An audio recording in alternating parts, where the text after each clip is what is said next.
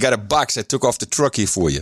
Adam Curry, John C. Dvorak. It's Thursday, December 24th, 2020. This is your award-winning Gitmo Nation Media Assassination episode 1306. This is No Agenda. 5 years of fish. And broadcasting live from Opportunity Zone 33 here in the frontier of Austin, Texas, capital of the Drone Star State. Good morning, everybody. I'm Adam Curry. And from northern Silicon Valley, where we're into year 2 of COVID. And where's the Kraken? I'm John C. Dvorak. It's Crackpot and Buzzkill in the morning. Well, forget COVID and the Kraken. We got a Brexit situation going down. Good, take it. Deal is done. And we have no idea exactly what's in the deal. I'm sorry, you're cracking me up. Yes. Cracking me up. Woohoo! So I watched some of the live announcement this morning. And man, a lot comes to mind here, but the devil will be in the details. Boris is running around like he's got, like he's a peacock strutting his stuff. Oh, yes, we've got it done. And the first thing I read in like the first release notes is, well, at least for the next 5 years, fish will be safe in the North Sea. So this is, you know exactly what's going on here. I think the EU somehow put the squeeze on Boris, and this happened in between shows, so I'm just surmising stuff that has happened in the past week. They had this very contagious new variant all of a sudden, still not captured, proven. I mean, it's very iffy as to what that is. Everyone's talking about it. Common cold. And right away, the EU locked down the UK. I thought on the eve of the Brexit negotiations ending, this had to be some kind of pressure tactic. Oh, really? You want to see what it's like when we're not friends? Watch this bitch. And they just shut it down. You could see the trucks from space. That's how many trucks were lined up trying to get across the channel. And then all of a sudden, it's like, well, okay, we're going to ease it up a little bit. 2 days later, and then Brexit's announced. Tell me that's a coincidence? I think not. I don't think so either. It's too weird of a coincidence. Nah, no way. And this phony baloney second strand of COVID, which is the common cold. It's a variant. It's a variant, my friend. It's a variant. A variant, yeah, that's what the common cold is. I have a couple of clips regarding the variant because I think this, seeing as how well it worked in the UK, might as well use it on the rest of the slaves of Gitmo Nation. This might be a good little tool. Just tell people there's a new variant that's much more contagious. And whoa, be afraid. Yeah, the common cold is much more contagious. This variant of the virus is stoking some alarm, with some countries temporarily blocking travel from the UK. But so far, experts are saying it's no more lethal or transmissible than the current strain. This is ABC World News Tonight. So what do we need to know? Yeah, I mean, on such a day of such optimism with the vaccine, now we're dealing with this new variant. And there is some cause for concern. And I'll give some reasons why scientists are sort of concerned about this particular variant. One, this version is replacing rapidly other versions of the virus. And we've seen this rapid increase in cases in some regions of England. This variant has mutations, actually 17 mutations, which is a lot 17 for variants that we've seen historically. And wait a minute. Isn't a mutation a variant? I don't understand. Now this variant has 7 mutations of its own? That sounds weird. It's just gobbledygook. Well, they're really pushing it, John. Really pushing this shit. On the part of the virus, the spike protein that is used for entry into the cells. So these mutations potentially are creating increased transmissibility of the virus. But there's some important caveats. One, we see variants like this emerge all the time, and the data is very early, and so it could be biased with the fact that we saw increased mobility and travel. And so maybe we're just seeing artifacts of data. And there's really no evidence that this virus is more lethal. Okay, so this is no evidence, yet it was used in the UK and everyone got freaked out. I'm going to go back and forth between ABC and CBS for a moment to show you some differences or similarities. So that's ABC. Now we have CBS with Michael Osterholm. Now, this is the guy who I think is responsible for freaking a lot of people out early on. In March, when I was on Joe Rogan's show. He came on right after me, and he was the guy saying it's going to be 2.5 million dead. This is horrible. You have no idea what's going on. And he was rewarded. He is now in the coronavirus team for the president apparent. Here he is talking about this new strain. It's not just in the UK. I do want to ask you about this new strain of the coronavirus being identified in both the UK and South Africa. What does it mean for us here in the United States? Well, first of all, let me just say that I don't speak for the Biden-Harris transition team. These are my own professional opinions. But okay. I'm very concerned about this. I think that it does represent a real challenge to us globally, and that this particular variant, which is very different than any of the previous variants we've seen. How come we didn't hear about any previous variants? We were saying, hey, it looks like this is mutated. Yeah. There's a bunch of things about this guy. One, he's just got he's got an incredible voice of authority. Oh, yeah. He's got the right tone. He doesn't stammer. He's not all excited. No. He's just got a beautiful voice of authority. This guy could do some damage. This is why I like when he starts off by saying, just so you know, I don't speak for the Biden-Harris transition team. I speak on my... Hold on. Oh, 1, ladies and 2, gentlemen, here 3, we go. 4, 5, 6, 7. Same old, going at moderate speed. Ladies and gentlemen, we have a Zephyr report where 7 is the new normal. It used to be 8, but we know the mail wagon is no longer attached. Please alert the guys at Squawkbox CNBC. We have a stable economy. We're running forward into the new year. Bitcoin, $23,212. Oh, my God! Woo! Listen to that horn!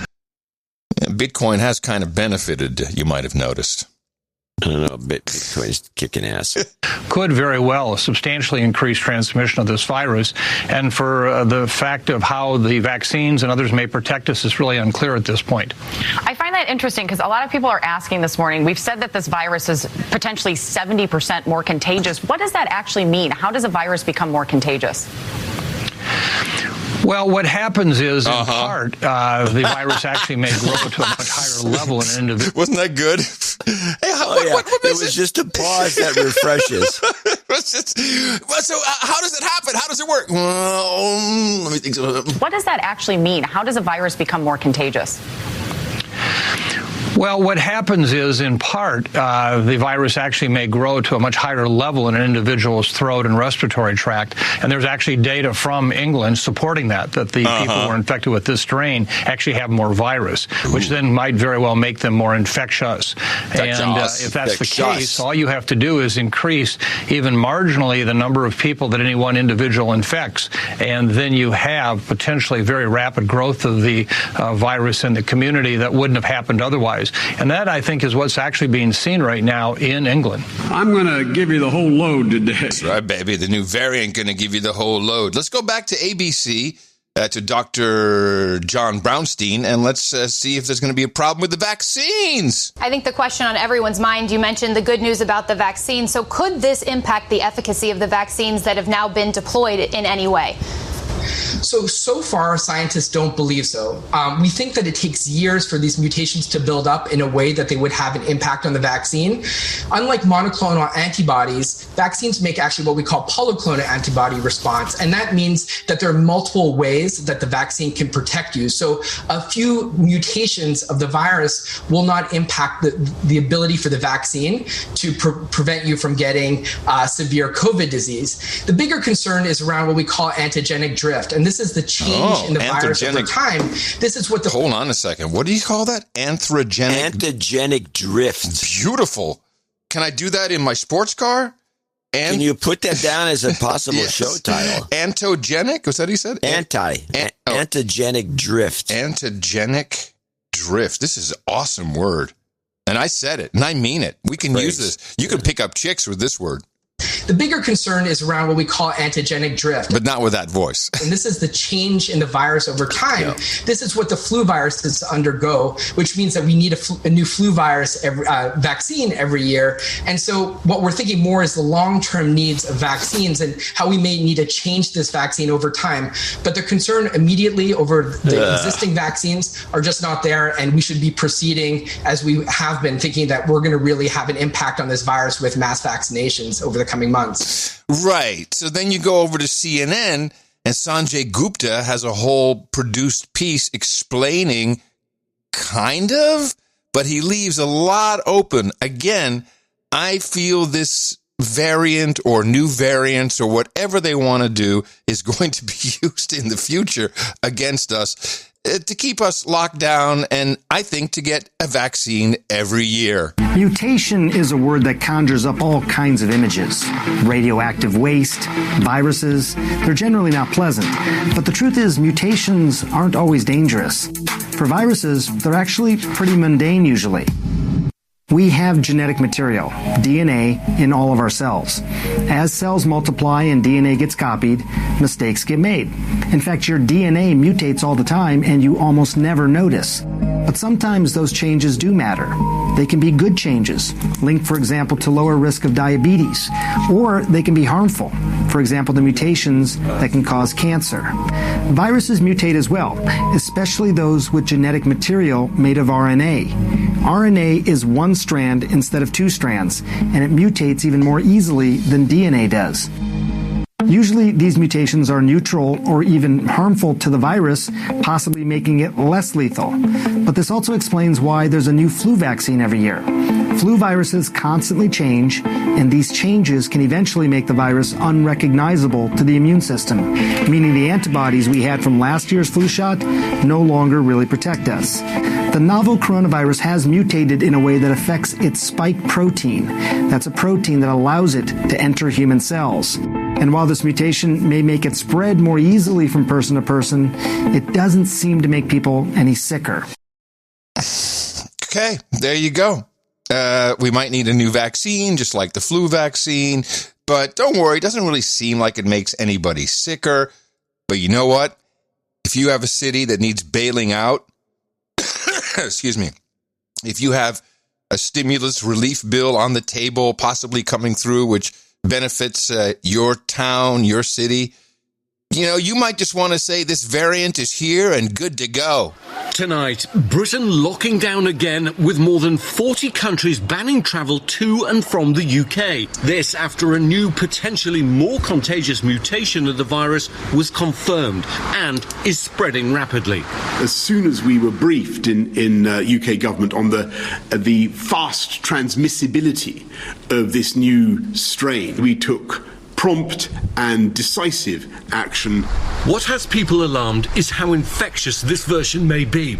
Early estimates indicate that it could be as much as 70% more contagious. The WHO also seeing an increase in the infection rate. But scientists around the world aren't convinced yet, saying more studies needed. The head of Operation Warp Speed saying they're now awaiting more evidence. I think scientifically, to date, there is no hard evidence that this virus is actually more transmissible. Despite dozens of countries banning flights from the UK, planes are still coming into the US without government restrictions. The authorities say they haven't found the strain here yet. I believe, intuitively, it's already here. There you go. This will be used against the city of New York. New strain, new variant, careful, stay home until we have some money. Yeah. Everything is... the way I see it, there's three things going on. Okay. One, you've got the ABC-CBS thing. When you show the comparison, you see one network getting more money from Pfizer. Yes, yep, or whatever. Other. Yep. So there's an ad buy involved here. Definitely. Trying to normalize the ad buys between the two networks. Mm-hmm. The other one is there have been a lot of articles before that have been going on for about a month discussing the possibility of needing a shot a year. Yes. Because that's just money in the bank. Because these flu guys, why should they make all the money? We can have more expensive product and make it harder to get around. Aren't the flu guys the same as the COVID guys? It's the same guys. The flu guys have I think they branched off into just specialists. It's actual flu guys now. Called the flu guys. Yeah, they're called the flu guys. Yes. And they also will clean your chimney. For an extra E. And the other one is I think that there's an element of the vaccine doesn't work in this report. That is, in other words, you get the shot, you end up getting COVID. No, you got the variant. Yeah. Yeah, that's a good one. Oh, no, man, you got the variant. Sorry. Back to square one. This could be just a backstop for if it fails. Ineffective vaccines. Oh, it must have. Oh, okay. Now, pretty good trick. In other words, you give people a shot that's useless. Yeah. And then when they get the COVID, which is probably still low, the opportunity for getting it is low, especially at the end of this cycle here. Right, There's nothing going around except for these tests. Tests indicate a lot of stuff that's bullcrap. And so you end up getting COVID after the vaccine. They need to tell you something. Why did I spend all this? What? Yeah. No, you get the variant. There was something that a lot of our producers caught in the last show just regarding the vaccine that we need to ask questions about. This was the Fauci clip with the kids where he's talking about Santa Claus and that he went and he vaccinated them, that he vaccinated Santa. But there was something he said here which both of us missed because, we were so incensed by this a-hole lying to children. Here it comes. How did Santa get the vaccine? And is it safe for him to go in It's the in house? Fauci's answer. I'm just playing this for context. Be able to visit me in coronavirus season? What if he can't go to anyone's house or near his reindeer? Well, I have to say I took care of that for you because I was worried that you'd all be upset. So what I did a little while ago, I took a trip up there to the North Pole. I went there and I vaccinated Santa Claus myself. I measured his level of immunity. Right there. What's this? I measured his level of immunity. I have not heard this. Good catch by whoever caught it. Multiple producers. It's catchable. And can you give someone a vaccine, fictional or not? And then, I can't believe we're actually discussing this. And then check their immunity right away? Is that a thing? He's lying to children. He's lying. Lying. It's just a lie. He didn't check. Well, he's lying anyway because he never gave Santa a shot. Right. So he's lying. Let's ignore that and assume he gave somebody a shot. Some real person a shot that was outside of the North Pole. Somebody who lived in the United States and maybe was a nurse. Gave her a shot and then checked her level of immunity. But how do you do that? I've never heard of this procedure. You don't. It's bullcrap. Okay, thank you. I just wanted to make sure. But it's concerning that Fauci would throw that out there. Maybe, you know what? Maybe somebody did some studies early on, and the more sore your arm is, the more painful the shot is, the more your immunity is going on. There was some guy who was getting a shot on one of these shows, and he actually said that. He said, they were discussing it. The guy, I got my shot this morning. The guy says, well, how do you feel? He says, well, my arm's really sore. And the other guy, one of them said, oh, that means it's working. The pain means the severe pain means it's working. Your vaccine. It's science. The science is in. Your vaccine is working when it hurts like crap. Well, it finally happened. We reached stage 5 here in Austin, Texas. And now in California, we'd be locked down and you'd be they'd be welding the door shut. Welding the door shut. Now, Abbott, our governor, has said, I'm not going to lock down the state come hell or high water. Adler, our mayor, has an obvious problem. He needs to virtue signal. He needs to show that he's concerned.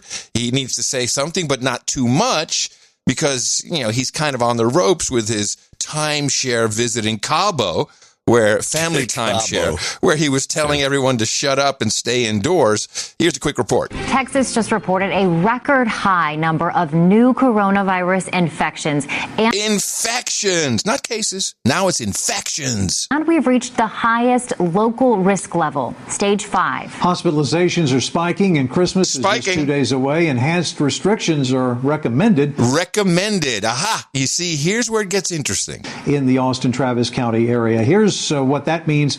Businesses, including restaurants, are advised to move to a curbside pickup and delivery. You see what's happening here? Advised. They're being asked to do something. There is no mandate. He can't do it. Only model. Yeah, that's kind of what it is around here, too.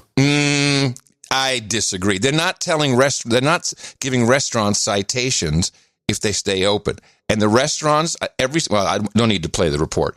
They're all saying, yeah, we'll be extra careful. They're not going to close down. They're not doing it anymore. They're not going to be destroyed this Christmas. No, I'm just saying that's the same as the same part. The part that's the same as it is here is that if you really look into it, these are all advisories. The fact that they shut down the restaurants is different. But is the restaurant shutdown, is that mandatory? I thought that was mandatory in California. The only thing that's mandatory is you can't have indoor dining. Right. So they have not done any of that here. You can have, they say, please do curbside. Apparently a bunch of scofflaws there in Texas. They're risking the health of the public. The public is okay. In fact, Florida's the same way. They've done nothing. I talked to Horowitz about this. Yeah. They've done nothing. Everything's wide open. Go to the beaches. Exactly. Yeah. The beaches are open. And how does he feel about it? Well, does he think it's nuts? He has mixed feelings about it because he's really turned into a kind of a liberal. Oh, man. You're going to do that again on the show at the end of the year? He's going to kick you off that DH. It's just going to be unplugged.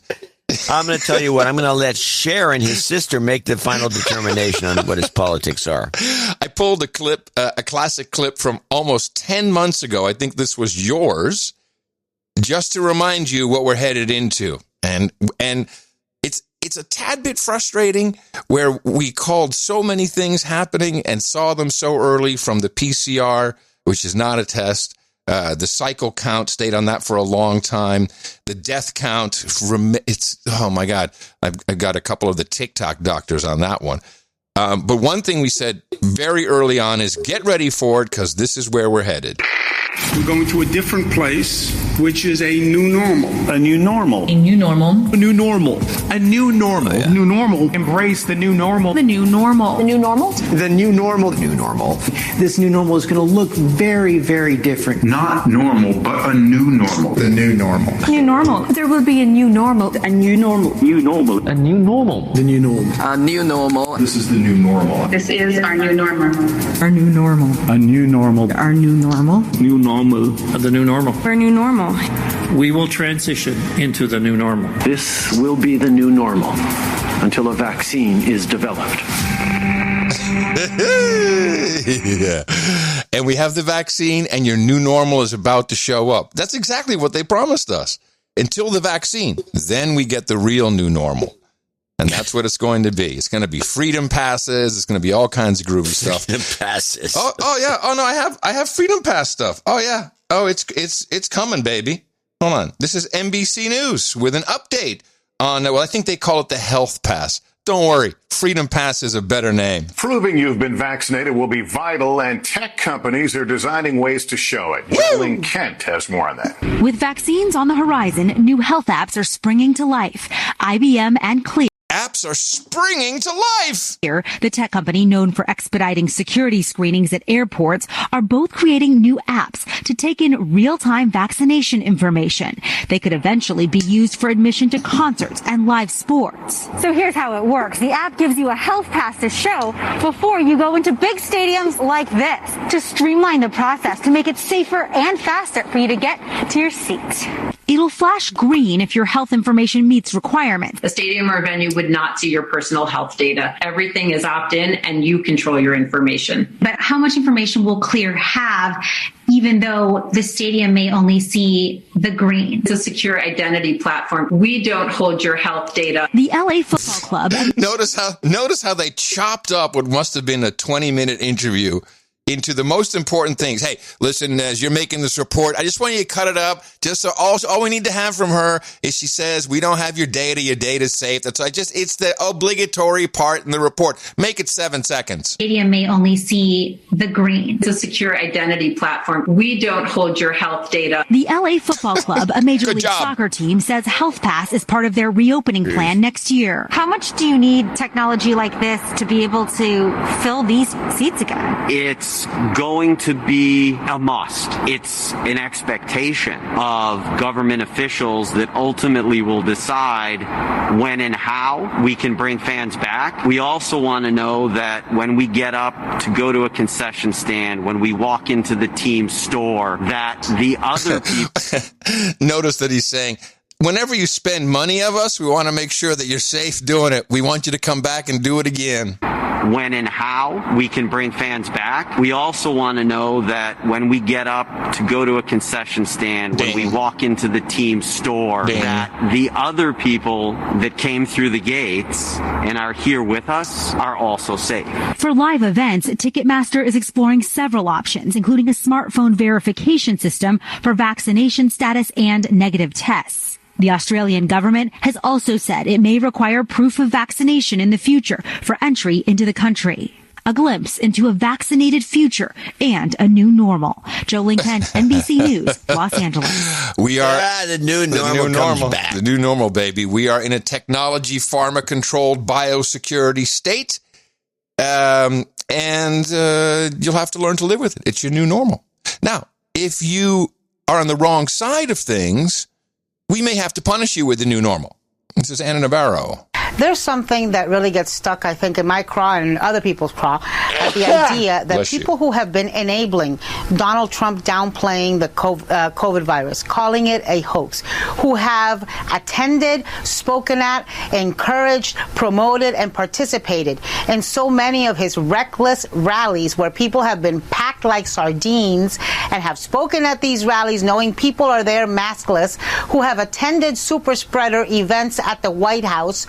We've seen, so many people get infected with COVID at them.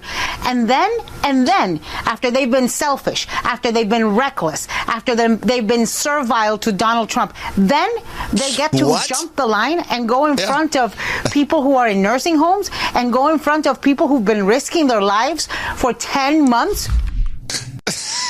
What a bigoted creep that woman is. If you supported Donald Trump, no vaccine for you. We're going to kill you.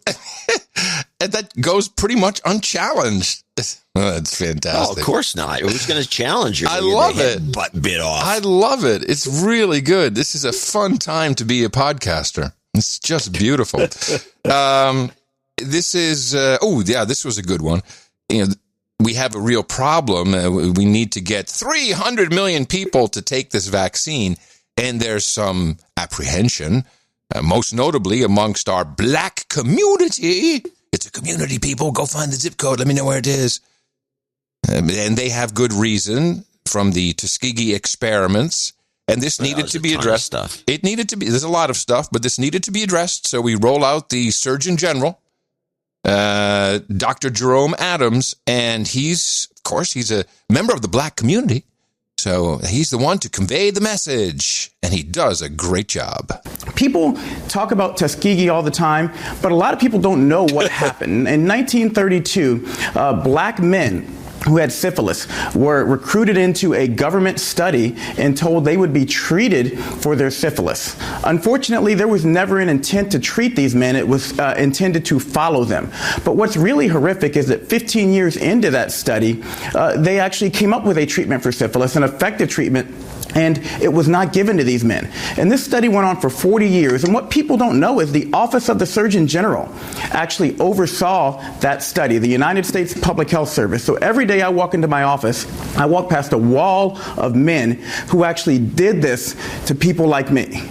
And I'm sorry it makes me a little bit emotional when I talk about this, but this is something that we have to acknowledge. We have to acknowledge that this has happened to people, and that mistrust comes from a historical place. I don't know if that really helped any. I don't think it helped at all, but there is a twist that they could employ if they had some sense. Okay. Which is that the thing that happened in Tuskegee, which is what he mentions, is that the treatment was withheld. Yes. They weren't experimented on like Dr. Mengele, they had zero treatment. They were told they were given no treatment. So the way to play it is that, we don't want to give the black community the vaccine. We want to withhold it. We want to withhold it once again. And they would demand the vaccine, and they would all take it. Once I have the zip code or the area zip code of the black community, I'll send you there and the black community, go try that one out. I think works. It's in Oakland. No, that's as white as hell these days. What are you talking about? No, black community in Oakland anymore. When they pass 35th Avenue, it's all black. And it's called the black community. There's a sign. So the Chinese Communist Party, the World Health Organization, has decided to use TikTok, a fine Chinese platform, to deploy the TikTok doctors. We've spoken about it before. Newsday Australia, I guess that's the Murdoch station. There's some disdain for China in general in Australia. Did quite a piece on these TikTok doctors. Explaining how a vaccine works isn't easy. So these TikToking scientists have got creative. They're dancing, obviously. This is the TikTok Answering all way. sorts of questions to allay vaccine concerns and promote confidence. They're part of Team Halo, an international group of experts put together by the UN, and they've generated more than 20 million views on TikTok.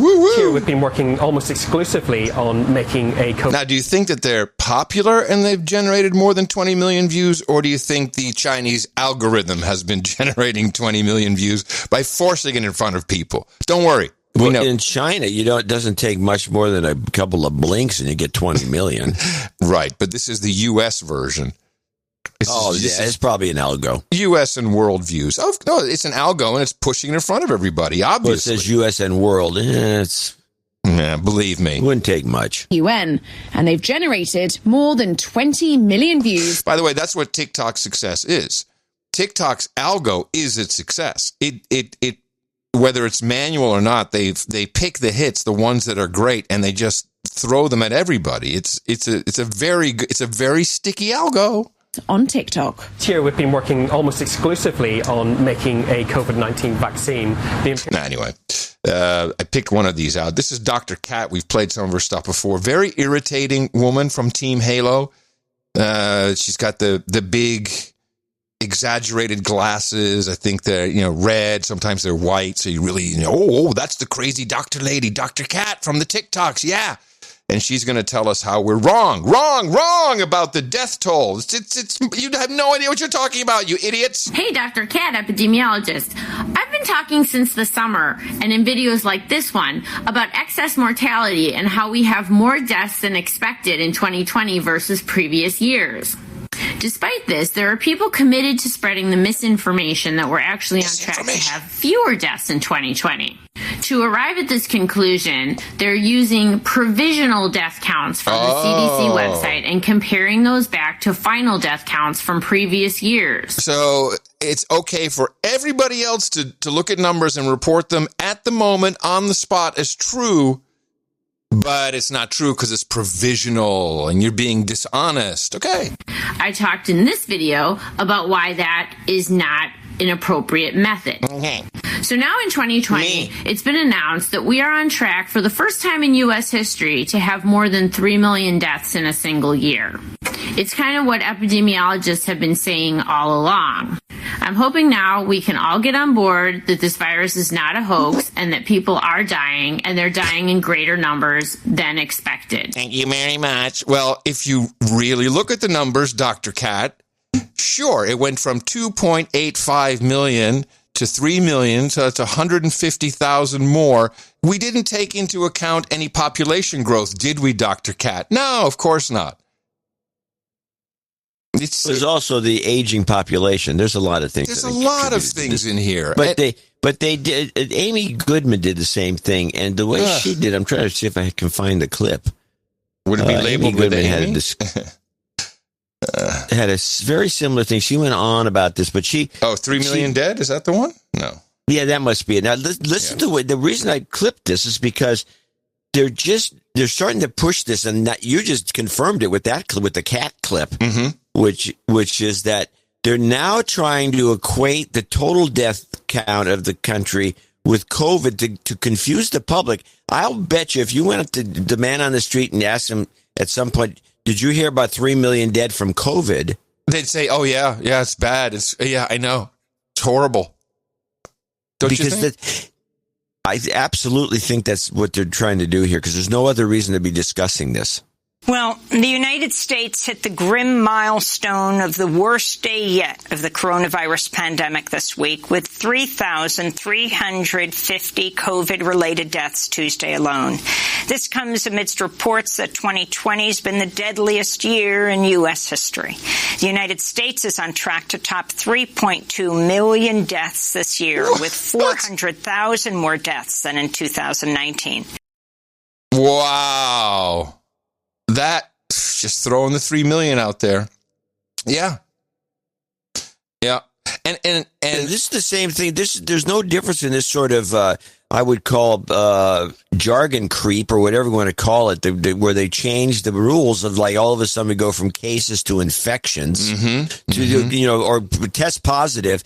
Test positive equals cases equals infections. Yep. Thus, test positives equals infections. Yep. They keep doing this sort of thing. It's just a way of, from day one, John. It's very dishonest. From day one, they've been changing numbers, changing graphs, flatten the curve. Hospitalization rates, save the NHS. And I wanted to say something to Australia. I was talking to James Cridland. He does Pod News. By the way, Merry Christmas, Australia. Yes, indeed. Merry Christmas, Australia. And I said, so how's it going over there? He says, it's not too bad. We're open everywhere. I think he said Sydney has a few problems, but here's where they're at in Australia. They think that it's done, that they've succeeded. They don't understand, Australia. You are 3 months behind us. Please learn. I've been trying to warn you every step of the way. So this is what we had. This was the summer months. Everyone's like, it's going to be okay. We're letting up. And then your flu season comes, which is opposite ours, down under. So you're going to be locked down in a couple of months. So just be ready for it, or be ready to counter the bull crap. But already, Australia has their system where wherever you go, any restaurant, any building, anywhere you enter, you have to scan a QR code, which then leaves your contact information. So it's their high-tech version of writing down. In Austin, we had that a couple times. You write down your contact information. So since people obviously were falsifying that information, you now have to log into a QR code anywhere you go to sit down. To which I said, congratulations, Australia. You've just reinvented Foursquare. You should gamify it. Say, hey, I'm the mayor. I'm the mayor of Starbucks. But the biggest problem they have right now, and again, I warn our friends down under, be careful. The biggest problem they have is there is a shortage of Marmite. Which, no. Yeah, there's no more Marmite. Marmite. What are they going to do? It's I think it's called, start shriveling up. It's called Armate there, and the reason why is why it's in short supply is because apparently it's made of beer dregs. That's what they know how to recycle there in Australia. Which begs the question: what are you eating on your bread over there, Australia? Beer dregs. Beer dregs. I think that is what it's made from. Yes, that's what he told me. Anyway, so in a way, we want to feel hopeful and we want to look forward, and the people who believe that all these things will help them, it will make a huge difference. But we're being scared. And I agree with you. If you say, did COVID kill 3 million people in the U.S., people say yes. If you said, do you know that 3 million people a year die in America? The majority will say, no way. No, you got to be kidding me. No, that can't be possible. I'm sure of it. It is gross misunderstanding and a total lack in education. Total lack. But we've got the president apparent on his way, Joe Biden. He had his holiday message. Before I take questions, I'd like to wish everyone a Merry Christmas and Happy Holidays. Hold on. Let me give him I need to spike this up a little bit. Let me give, for his holiday message, let's give Joe Biden some sleigh bells. Before I take questions, I'd like to wish everyone a Merry Christmas and Happy Holidays. This has been one of the toughest years we've ever faced as a nation. And the pandemic, the economic crisis, calls for racial justice, historic and punishing wildfires and storms. So this season of reflection carries a much deeper meaning than it usually does. Over 320,000 lives lost to this virus. And Jill and I send our prayers, as I'm sure all of you do, to all who are facing this dark winter with an empty seat at the dinner table, where a loved one used to sit and talk and laugh and reminisce. Our hearts go out to all of you who have fallen on hard times, through no fault of your own, I might add. Unable to sleep at night, weighed down with the worry of what tomorrow will bring for you and for your family. Merry Christmas, Joe. The whole thing is like that. This is not a Christmas message. Well, I'm sorry, holiday message, as they positioned it. This is just horrible. The guy sounds like he's a walking dead. It's so bad. But I did realize one thing as we move towards the Build Back Better zone and the universal Great Reset, which still to me looks like the idea is let's ruin economies by killing small business. That gives us extra damage. Let's try and do it everywhere, and then we'll swoop in. But Joe Biden is saying very clearly, we're going to get you money while you're locked down, and I get some more stimulus for you, and then we're going to build back better with new industry, and we'll get money to build new stuff, the green new jobs. It is part of the system. And so for Scott Adams, who doesn't listen, doesn't even know the name of our show, who says the Great Reset is bullshit. Even though he's been interviewed on it. Who says it's bullcrap, the Great Reset. Oh, yeah, some guy says it. So what? Very, very short-sighted because it's so big he can't see it. But it's real. It's real.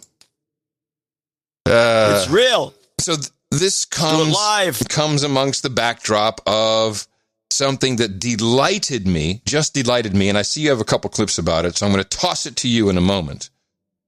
This is the COVID stimulus bill, which was so completely botched on its rollout that they screwed it up to no end.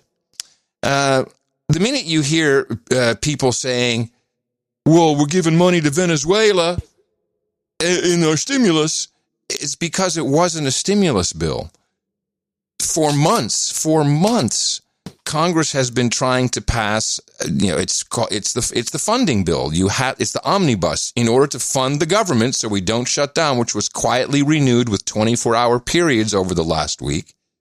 You have to put a huge spending bill into place for the next year. I'm delighted to see that now everybody sees what we've been seeing and looking at and talking about for 13 years. This is where all the bullshit goes. All the deals, it all goes into this, and they smother it with by putting it into multiple acts into one big spending bill. So the National Defense Authorization Act, which the president had been threatening to veto because it did not include, he feels, a Section 230 change or repeal, because he feels that Chinese companies or Chinese influence companies it's a cause for national security concern. Obviously, we just hate the Twitter and the Facebook. So, but that's also in here. So we have $900 billion for so-called. Actually, they are separate enough that Trump did veto the NDIA.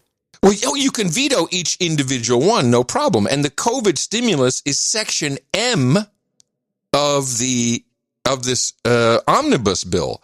So instead of saying, here it is, they said, oh, here's this whole bill. And then everyone, and all the stations were conflating this. I was like, okay, this is kind of cool because now people see how your money is getting stolen every single day by Congress for these weird things. And the beauty of it is the total bill, which no one is really talking about, is not $900 billion. The total bill is $2.3 trillion, of which more than $700 billion is just for the National Defense Authorization Act. which the president has sent back. So we'll see if they add anything. So that's almost the whole nut there. And then there's all kinds of weird crap that they threw in there, which is actually quite funny to look at. And a couple we'll discuss. But what people are doing now is they're calculating, saying, wait a minute, if you get $600, so let's say that's 300 million Americans, let's just do it simple math, get $600, that's $180 billion. Out of 2.3 trillion, now people are getting mad. And I'm very happy to see this. And the still president is throwing gas on the fire. Throughout the summer, Democrats cruelly blocked COVID relief legislation in an effort to advance their extreme left-wing agenda and influence the election. Then, a few months ago, Congress started negotiations on a new package to get urgently needed help to the American people. It's taken forever. However, the bill they are now planning to send back to my desk is much different than anticipated. It really is a disgrace. For example, among the more than 5,000 pages in this bill, which nobody in Congress has read because of its length and complexity. Okay, I'm going to stop him right there. That's bullshit. And AOC said this as well. Oh, we were given just 2 hours to read it. And we all know that there's rules that Obama put in place that there had to be 72 hours in order for the American people to see it, 72 hours online. But it's a lie, because that's just people backpedaling once they saw the outrage of the failed rollout. These bills have been on the table for months. These have been discussed ad nauseum, every single one of them. So it's a total bullcrap lie. And I did like how Alexandria Ocasio-Cortez tweeted, the dilemma many were dealing with was because these things weren't tied together. It made clean COVID relief impossible. You can largely thank Mitch for that. I'm not saying this is all one party, but he's awful. And then she goes on to say, he's awful. And then she says, anyways, the omnibus has most of the gross stuff. Anyways. It's a plague. As long as she doesn't say anywho. She'll get there. She'll get there. It's called the COVID relief bill. No, it's not. But it has almost nothing to do with COVID. This bill contains $85.5 million for assistance to Cambodia. See, that's literally not in Section M. So he's being very disingenuous, but I think it's extremely effective. $134 million to Burma. $1.3 billion for Egypt and the Egyptian military, which will go out and buy almost exclusively Russian military equipment. $25 million for democracy and gender programs in Pakistan. This is a good one. This is either CIA black budget or this is some congressman's kickback scheme. What the hell is that? You know there's an NGO who's getting this money. There's something really fishy about that particular thing he puts it on. I mean, he makes little comments about each one of these, like he did about the Russian arms, which is accurate. Yeah. But this one here, when I heard it, I said, you're right. It's just some sort of a scheme or CIA money. He's highlighting it for crap. Yeah, he's highlighting it for a reason. And in fact, I think when they even make some of these, I think they put them together to sound like a joke. So there's a wink, wink in the bill itself, in the use of it. To me, gender studies in Pakistan. That's black ops, man. That's definitely shady money. $1.3 billion for Egypt and the Egyptian military, which will go out and buy almost exclusively Russian military equipment. $25 million for democracy and gender programs in Pakistan. $505 million to Belize, Costa Rica, El Salvador, Guatemala, Honduras, Nicaragua, and Panama. $40 million for the Kennedy Center in Washington, D.C., which is not even open for business. $1 billion for the Smithsonian and an additional $154 million for the National Gallery of Art. Likewise, these facilities are essentially not open. And then, there's another problem with some of these just elderly lawmakers in Congress who they can't keep any of the money straight. They can't even do math. This is Republican Senator John Kennedy. Oh, it's real help. It's $1 trillion, for God's sakes. What is that? $1,000 million? And I mean, I'm done. I'm just done. $1,000 million is $1 billion. You oaf, you boob. That's what I mean. It's like, so I'm kind of happy that people are seeing how this works and how your money is spent. My favorite piece in this bill, which just for effect we will call the COVID stimulus bill, because then it sounds more like we hate it, is it would make illegal streaming of copyrighted content a felony. This was a good one they shoved in there. Little help for the... I missed that one. There's a lot of stuff they shove in these things, and this is really pathetic. And to slip some of these things in there just because they know there's never pass on its own. It's really abhorrent, and this is the way Congress operates. And people are starting to see it, which I see as a benefit. And I appreciate what Trump did there. Well, Trump was advised not to give this speech. He was advised of a lot of things. You want to know some? I have a Kraken update if you want it. It's not that long. Well, let's finish this because do the COVID. Yeah, you're right. Because the reason for having this particular long clip and then is to follow up with the way the networks held his feet to the irons. They left all what you're hearing now. They wouldn't even discuss any of it. I mean, Rand Paul was one of the few guys who would. Yeah. It's great. They just won't discuss it. No. We're the media. We don't want to discuss it. We don't want the public to know anything. It might be illegal for you to view that, citizen. Only we can look at that. Yes, my all-time favorite. Let's finish this guy up. Yeah, he's done.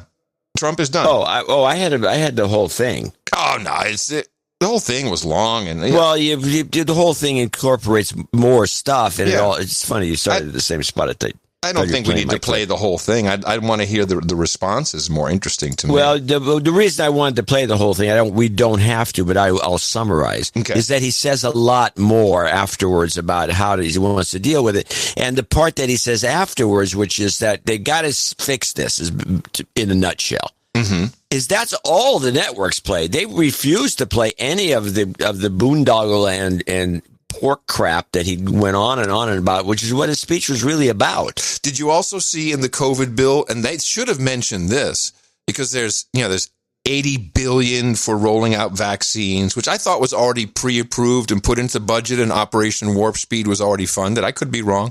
But there was... No. The answer is no. No, it's not. They didn't mention any of that. Here, let's listen to the reports, and you can hear what they mentioned. Let's just start with Shep Smith. The Shep Smith Show on MSNBC. And this is Shep Smith on the COVID bill, part 1. Well, Shep, a leadership aide described the mood as one of irritation and befuddlement after President Trump's 11th hour challenge to members of Congress who had already left Washington, having passed the $2 trillion, 5,000-plus page bill covering both government funding through September and about $900 billion in COVID relief. Now, President Trump wants to strip certain spending provisions his administration requested and increase the amount of the direct checks, but neither of those is expected to move forward, I have learned from sources. GOP leader Kevin McCarthy, a key ally of Trump's, is expected to object to Democrats' efforts to seek unanimous support for $2,000 checks. And in response, McCarthy's plan is to address President Trump's concern on spending by separating out State Department and foreign aid from the rest of government spending. Democrats are expected to object to that, and we will be back again at square one. The question then becomes, will the president actually veto it? The New York Times is reporting that McCarthy told his Republican colleagues on a call this afternoon that he talked to the president, who told him he hasn't decided whether or not to veto it. Now, Trump could also quietly veto it, the so-called pocket veto, by letting 10 days lapse before signing it, but unemployment benefits would expire and the government would shut down before that actually happened. Shep? Kayla, also before he left, the president vetoed the massive defense spending bill. I was going to say the one thing that might have been interesting for them to mention was the 3.7 increase across the board in Medicare fees. That was not mentioned. That's a lot of money. Nope. That wasn't mentioned, and they didn't mention anything. All they did was find still the same old, let's slam Trump one way or the other. And listen to this part 2 about where she discusses the veto of the NDAA. That's right. This was a separate $740 billion bill funding the military. And he had long said that unless it included protections for the names of military monuments and stripped content protections for these big social media companies, that he would veto it. And that's exactly what he did. Those are the reasons that he cited this afternoon in doing so. But some of the Republican senators who had criticized the president for trying to add some of these unrelated issues to defense spending are not backing down. Senator Jim Inhofe, who is one who ended up in Trump's crosshairs for refusing to combine specifically the tech and military issues, just today tweeting this in response, saying the NDAA has become law every year for 59 years straight because it's absolutely vital to our national security and our troops. This year must not be an exception. Our men and women who volunteer to wear the uniform shouldn't be denied what they need, ever. We should note that NDAA had a veto-proof majority in both chambers, and we're expecting the House to meet on December 28th to override that veto. I just realized, it struck me that the mainstream media doesn't actually know about these bills. I don't think they really ever read them or care about them. That's why, and they didn't read this one either. They're just going on whatever the top line stuff that comes off the wire, whatever the controversy of the day. Yeah. Don't even look into, because the president did write a 4-page memo about the National Defense Authorization Act. Too much work. And he's talking about foreign interference, also in elections, and how social media needs to be held accountable for national security. It's not all of a stretch if you listen to all the Russian disinformation talk. Then there should be accountability. And certainly under Section 230. There's also another element that he doesn't like about this, about the NDAA. His main bitch was Section 230. Yeah, his only bitch. Oh, yeah, no, there's a little more in there. That's not just, yeah, there's a couple things in there. It's his main bitch is about Section 230. And the thing they put in the bill that the president can no longer remove troops. Oh, yeah, yes. That he's not in charge of troop drawdowns. And there was one more. There was one more thing that was in there. I think there was the third item. But no. Let's listen to how NBC covers it. What do you think that they say that the reason that Trump refused it? This is the worst report of the day. I'm giving myself clip of the day. I won't get it, but because these people on NBC are shameless, and Kelly O'Donnell is the worst reporter at the network. If you listen to this, now here's the setup. This is the COVIDville NBC setup clip. Okay. Good evening. Just as it seemed help was on the way to millions of Americans struggling in this COVID-battered economy, President Trump tonight appears to have thrown a monkey wrench into the plan, suggesting he may veto the coronavirus relief bill agreed to by Congress this week. The president demanding bigger amounts in those direct payments to Americans than what Congress spelled out, a position that Democrats are eagerly embracing. Kelly O'Donnell tells us where things stand tonight. Okay. I like it. So now we go to Kelly, and she's going to give us the lowdown here. And she is so full of crap and so bigoted and biased that it's an embarrassment to listen to this, because I had to produce it. Now I have to listen to it again. This is the part 2 right now. Leaving today for Christmas at his Mar-a-Lago club, President Trump said nothing about his surprise threat that could tank COVID relief for millions in need. People like 36-year-old bartender and graduate student Nick Mott. I do feel scared. All of my savings is gone. Mott's income and tips cut by more than half as diners stay home, counting on emergency aid from that massive $900 billion COVID package that includes $600 direct checks, $300 weekly enhanced unemployment benefits, rental and food assistance. I was really hoping for that. I was really hoping that I could at least have a little bit of comfort again. But in a White House-made video, President Trump injected chaos, demanding Congress increase those direct payments to $2,000. $4 million. Send me a suitable bill, or else the next administration will have to deliver a COVID relief package. Today, Speaker Pelosi put pressure on Republicans to answer the president's demand. So far, only silence. Yeah. Only silence from these creeps that don't want to give this poor bartender $600. A-holes. The way she says it, it's like, gee, he doesn't want to do that. He wants to give him $2,000. And the way she makes it sound as though this is like less money. Yeah. She starts off the report by making a point that he's going to Mar-a-Lago. Yeah. He's going to Mar-a-Lago while you're staying at home. Which is right. The White House. The Mar-a-Lago is his second White House. All presidents have them. It's not like a big deal. But now let's get into the real crux of this woman's reportage, and her bigotry is in part 3. Small businesses on the brink need a second round of loans, like Denver restaurant owner Stephanie Bonin, who was forced to lay off 25 employees at Duo.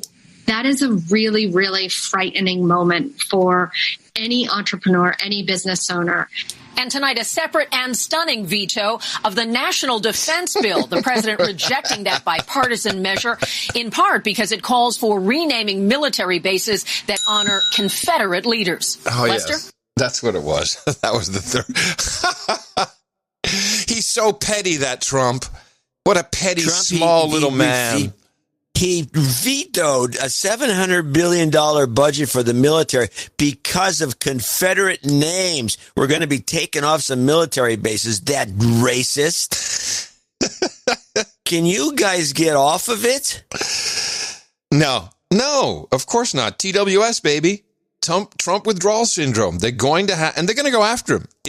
Trump will be in the brig. They will not let up. And then they'll still have closed caption cameras peeking in on him to make sure they can do a report on how he's doing. That's their dream. Whenever someone says, you people are assholes and which the liberals have been saying to conservatives, and you're Nazis and you want to kill people, remember what you zegt ben jezelf. This is what they actually planned themselves. I mean, this is, anyone who was an apologist, meaning you have an opinion. Oh, yeah, all of this is coming to head. It's going to be very interesting. And people should beware. The only way to combat this is to look at your local politics. And it's for everybody. This shit is going on all over the world. Every country has it. Different version, different names, but it's all the same stuff. And it's a power grab. It's promoted by the media. They're part of the grab. That's their job. The whole thing is a scam. Yes. Now, I got a couple more clips here on the same thing. Here's Amy. This is Amy's version. We know what Trump said and what he was bitching about and why one thing's changed. But now let's hear what Amy Goodman says about the whole thing. President Trump threatened to thwart the $900 billion bipartisan coronavirus relief package, which he called a disgrace in a video released on Twitter Tuesday night. Asking Congress to amend this bill in a ridiculously low $600 to $2,000 or $4,000 for a couple. I'm also asking Congress to immediately get rid of the wasteful and unnecessary items from this legislation and to send me a suitable bill, or else the next administration will have to deliver a COVID relief package, and maybe that administration will be me. Trump Trump did not say whether he would veto the bill, which passed with a veto-proof majority. Top Democrats seized on his remarks Tuesday night to repeat their own calls for higher direct payments. House Speaker Nancy Pelosi and Senate Minority Leader Chuck Schumer reminded Trump Republicans blocked the move. Pelosi tweeted, "Democrats are ready to bring this to the floor this week by unanimous consent. Let's do it." And progressive Congress members Rashida Tlaib and Alexandria Ocasio-Cortez tweeted last night they already prepared an amendment to add the $2,000 payments to the bill. Senator Schumer responded to AOC's tweet, quote, "I'm in. What'd you say, Mitch?" It is so sad what is happening here. They're tricking the public once again into focusing on what are they going to do? It's going to be a $200 increase, or maybe they'll double it, whatever it is. Even $2,000 is a joke compared to what's really going on here. And they're just, oh, no, you should be focused on the money. Be focused on the money you're going to get, because you're going to get a lot more. And I don't know if you saw Joe's holiday message, but he said right after he's in office, he will go back to Congress and ask for another stimulus bill. This is why I put money in Bitcoin. I don't care what the former New York banker says about immunized money. That's just not, I don't think you can immunize this much. Yes. It's crazy. It's gone out of control. This won't create inflation at all. Not a problem. Well, there was some counter programming on Fox. They brought out our friend, your friend in particular, and she actually is the only commentator in the whole group that made any common sense. This must be Tulsi. Told it like it is, and this is the bill, Tulsi Gabbard on the COVID bill. Oh, hold on a second. Tulsi. There's Bill. Oh. First word is Bill. I got it. So joining me now is Tulsi Gabbard, Congresswoman from Hawaii. She is one of two House Democrats who broke with their party and voted against the stimulus bill. And she joins us now. Congresswoman, great to have you here tonight. Thank you for being here. So why did you vote against the bill? Because this bill was a slap in the face to the American people. People who are sitting in their cars waiting in line for hours to get free food from the food bank. People who've been without jobs for months. People who are concerned about getting evicted from their apartments or their homes because they haven't been able to pay their rent. To say that it's okay to give hundreds of billions of dollars to corporate special interests, to foreign countries, to the military-industrial complex, but to the American people who are struggling and suffering and who need help the most, you get $600. It's an absolute insult, and the American people deserve better. I have thoughts about Tulsi. First, her new hairdo, dynamite. It's softened her look. It's given her a slightly intellectual edge. It has a little bit of what I would say the real liberal women like, which is the gray streak, kind of gray. I think she stopped with the real pinkish where she was going. I didn't see this at all on her, on this Fox show. Oh my goodness. Dynamite new hairdo. And she's retiring from Congress. So I believe Tulsi has financing, and she's going to make a serious run. She'd probably make a run at Hirono's spot. She better take Hirono out. Hirono's a moron. But it's also possible. Hirono is an embarrassment to the state of Hawaii. No, you can say to the country. I think it encompasses. I think now it's a state. No, I think she encompasses all 50 United States as a moron. Well, she's a terrible person. So Tulsi, I'm sure that she has something shored up, maybe the Senate, but she also might try again for president. I think she should go for Senate because that's an easy one. And again, she should go for Senate. And yeah. I think we both predicted she was going to run for the Senate against Hirono during the debates because she's not the president thing was the way she's back. She has a team. That's what my point is. She has a team. There's a team working on her. There's a team making good decisions. She's going on Fox when it matters. She's breaking from the herd when it matters. She's going to be very popular. Probably in the midterms. I think this is a good move that she's making. And I'm a fan. When's Hirono's term come up?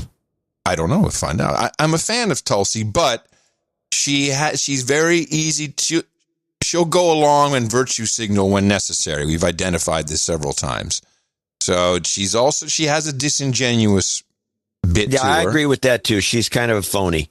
But let's listen to what she has to say on the NDAA, which I thought was more insight, much more so than all the pundits on CNN combined. You know, on the defense bill, as I said, there is $7 billion in there. We heard from General Milley, chairman of the Joint Chiefs, that he was very concerned about the Chinese buildup of the Navy. He feels that we are unprepared in terms of our naval ships, and he wants to put that money towards that. Do you think that that is a wise idea? And how ready do you think we are, given your own experience and your service in Iraq? Well, that's a very big topic about our defense priorities, and whether you look at the big, massive spending bill that I voted against a couple of nights ago, that's one area where we should be asking questions about how our taxpayer dollars being used in a responsible way that best serves the emergency that we are facing.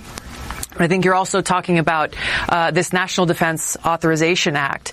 I've actually voted against this bill when it came to the House floor for a couple of reasons. Number one, it is a massive bloated spending bill. It heightens up the new Cold War we're in with increasing tensions between the United States and Russia and China, really with serious consequences. We're talking about nuclear armed nations here, and we've got to focus on how we can best de-escalate those tensions. But it also includes a provision in there that ties this president or any president's hands as they're trying to bring our troops home from Afghanistan. Yeah, she nailed it. She got it. Nobody else mentions this. Well, no, that would be off the reservation. This isn't the part two of what she has to say. You know, I know Trump vetoed this bill earlier today, and one of the main reasons he did so was because of this provision, Section 230, right? This thing that has to do with giving big tech companies like Google and Facebook and Amazon total legal immunity. And the reason why he's taken a stand on this, and I support his position on this, is because Congress has failed to act in making sure that the American people have a fair and free opportunity to the public square, and to make sure that these tech companies that are censoring people, that are choosing whose voices are heard and whose aren't, taking sides in political elections, that they are not immune from lawsuits. And so I think it's a critical thing to hold Congress's feet to the fire, because I've introduced legislation to fix Section 230. Other people have as well. They have failed to take action, and the American people deserve to know that these big corporations don't have greater influence over their representatives in Congress than the American people do, which is unfortunately the situation that we're in right now. This is a lot different than what Kelly O'Donnell told us on NBC. Mm-hmm. That the whole thing, that he vetoed it because of the use of Confederate names at Fort Hood. Yeah. Racist. They didn't want to change the name of Fort Hood. Racist. So this is... I will say this. I do have one last Tulsi clip where this is a little different one. I included it because I thought you'd get a kick out of this. She goes after AOC. Just quickly before I let you go, I know that you spoke out about the fact that some members of Congress, like Alexandria Ocasio-Cortez, was showing off her vaccination. She did a cute Instagram video of, the whole thing, and it sort of rubbed a lot of people the wrong way. What do you want to say about that tonight? Look, I think of people like my aunt who's, she's 65 years old. She has a severe underlying health condition that's compromised her immune system. She has basically been imprisoned in her home because she knows that if she goes out, she faces a very real danger of dying if she catches COVID. It is people like my aunt. It is the elderly, the most vulnerable, who should be getting this vaccine first, right alongside our first responders and high-risk healthcare workers, because this is really a matter of life and death for them.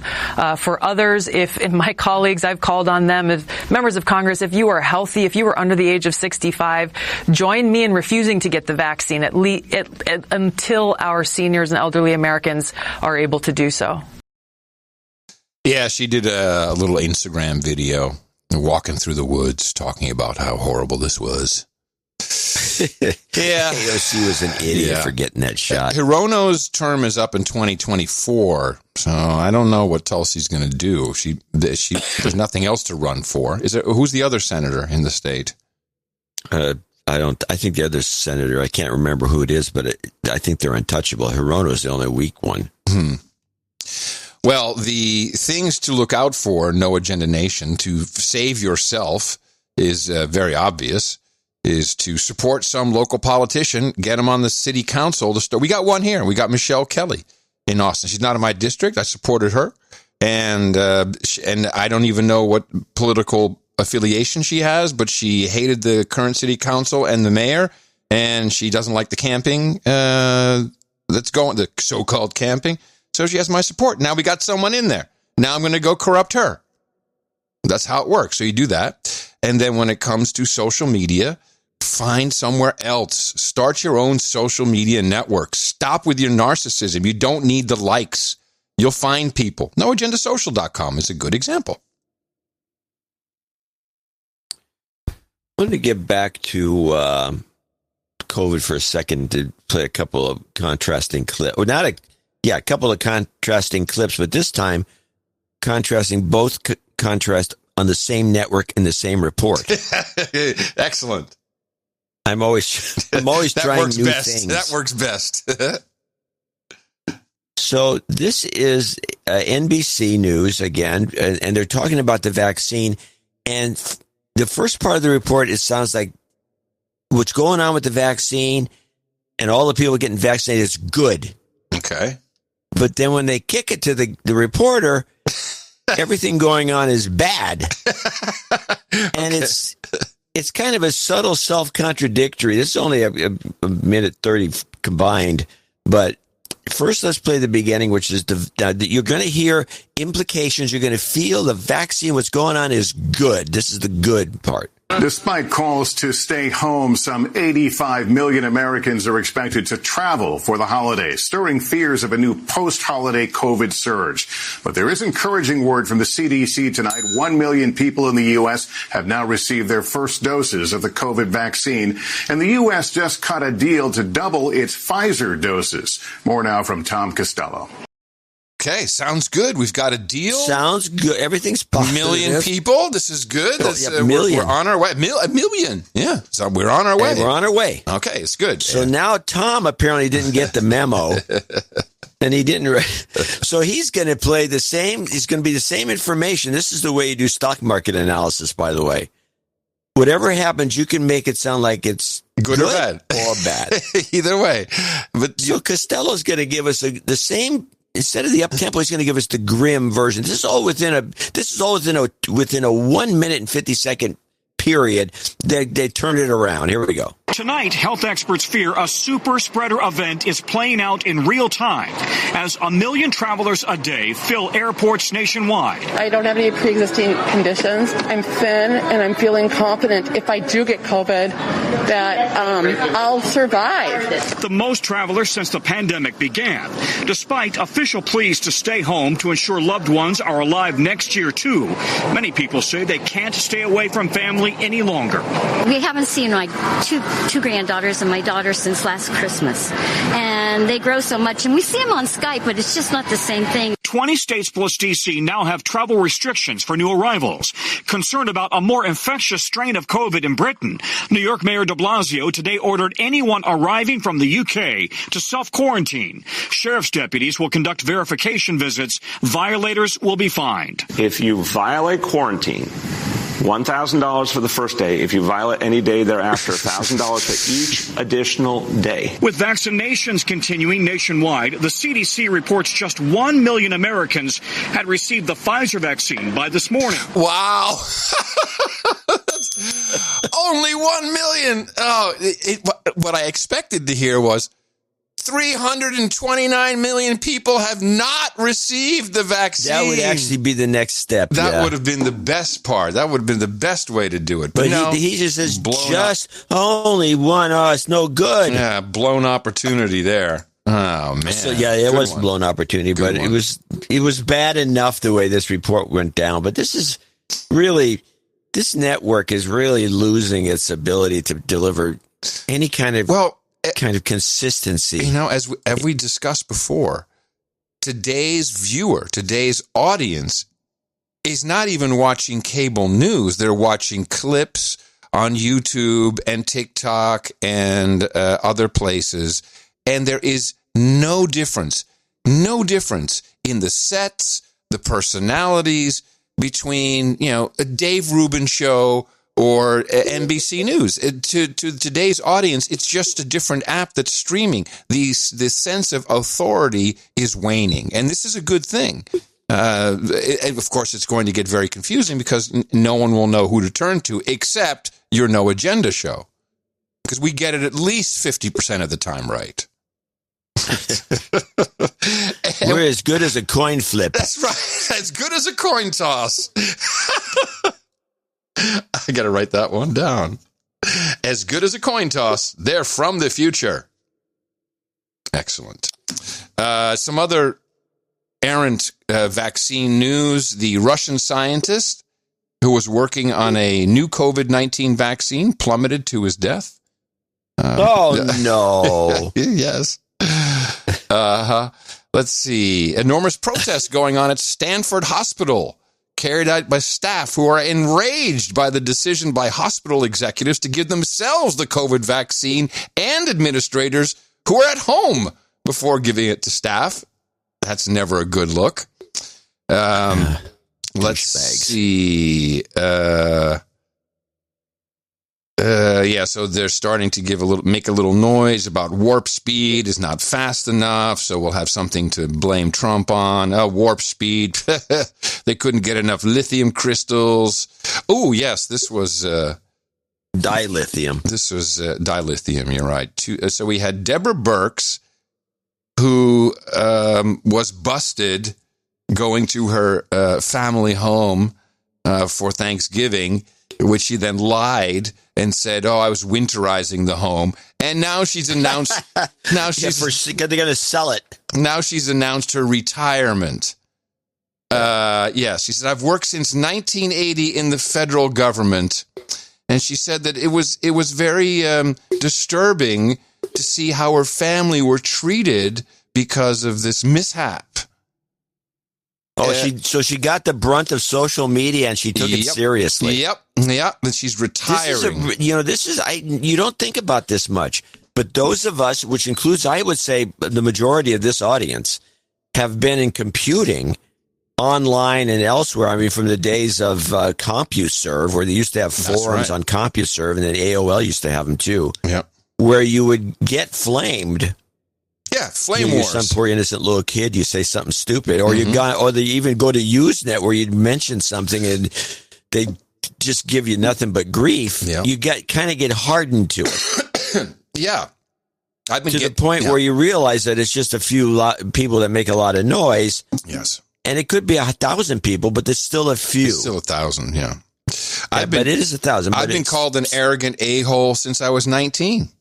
Oh, yeah. Well, for good reason. Hey, blow me, Dvorak. What are you talking about? That's not true. I was on television. That's why. So you get used to this kind of thing. It's just like, whatever. I mean, it could be right, but it doesn't matter because it's just a bunch of noisy trolls. Well, she is obviously unprepared for one little complaint. It was very interesting. We had drinks with the former New York banker and his wife Tuesday night, and now something was going. We were outside. They have an outdoor place with a fireplace. And some of the smoke was coming into my face, which didn't help, but there was cedar. Something was going on that I have no protection against. So I was dying. I was a little low on energy, but I did hear. Cedar is nasty. It's very nasty. And the minute I was home, it started to get, it got better over time, but yeah. You was going to say? It's used to, you put, if you get some nice cedar and you put it in your closet, you don't have moths. Correct. And it smells nice. It does. It smells great. But when the cedar is oozing or whatever it does, it's not good. Not good. It's toxic. But he said two things which were interesting. One, and I just wasn't getting into it with him because I was just, I don't want to do this. But I knew he was trying to kick it off with me. And one is that The people complaining and saying that, Trump won the election, that's just Twitter. It's a very, very small amount of people. So just so you know, that's Twitter amplifies things, and it's really no one who thinks this. And the second one is, although surprising, 50% were mail-in ballots, clearly there was just a lot more people voting this year. And that sounds like a LibJo thing. And I just wouldn't take the bait. I'm like, sure, that's fine, whatever. Who's trying to get you going? He's trying to get you all jacked up. Yeah, but we have the conservatives from Brooklyn. They just moved to Austin. Yes, you had you didn't give us a report. Yeah, and I got to be careful because he's a CFO of a large entertainment company. It'd be too easy to find out who he is. But they basically escaped Brooklyn after living there for 16 years because they're conservatives, and they were completely in the minority. Of 700 people who were in their neighborhood, I think two people. Be the one. One of two, and the other person may have just made a mistake. And so we went to this place called the Odd Duck in Austin. And it was, it's a nice restaurant, but here's what was wrong. First of all, the waiter came over, he had a bald head, but you only saw really his eyes and his bald head because he had a gaiter, but the gaiter was pushed all the way down his neck and all the way up to his nose and right under his eyes. John, it looked like a crowning dickhead. I'm telling you, it was so weird to look at this guy. It's just like, was it flesh colored to make the effect even more dubious? That's all that was missing. And he was going on about, okay, we're going to use this table here, and this table, it's like a serving station, so we don't have to come around too close to you, so you don't have to have too much interaction. So I'm going to put, here's the water, you can pour the water yourself. We're going to put the plates down here, and then you can take them, you can serve them over here. I'm like, okay. And as he walks away, I'm like, man, life's going to suck. To which he made some kind of sneery comment behind me. And then there goes the tip. The conservatives from Brooklyn paid. To which subsequently everything was served normal. No one put it on the little serving table after his whole song and dance. But that wasn't the worst. The worst part, I decided to have one of their featured cocktail drinks. I like a cute little cocktail, and it was some frozen margarita. So I'm like, okay, I'll have that. So I have you had a frozen margarita. Yes, I had a frozen. It was a signature frozen margarita. But they, of course, this being a complete virtue signaling environment, they put a metal straw in it. Well, can I please tell you this is one of the worst ideas which I found out myself. Because you put the straw into the drink, and then when you put your lips onto the straw to suck, your lips will immediately be frozen stuck to the metal straw. Like licking. Well, that would be good for a laugh. Were they all watching you? Yes, and I tore a piece of my lip even. I couldn't get it off. It's a very dumb idea. So that's the Odd Duck. Well, a couple of things. First of all, I would never, ever drink from a metal straw at a restaurant. I didn't really realize it. Just stuck it in my mouth and right away. Mainly because how do you get the things cleaned? I mean, do they have bottle brushes that go through? I don't trust it. It should be disposable. So that's out. And the second thing is, why would you drink through a margarita through a straw? It was there, and I wanted to suck on something, John. I don't know. What's wrong with a frozen margarita having a sip? That's not that weird. Well, through a straw, okay.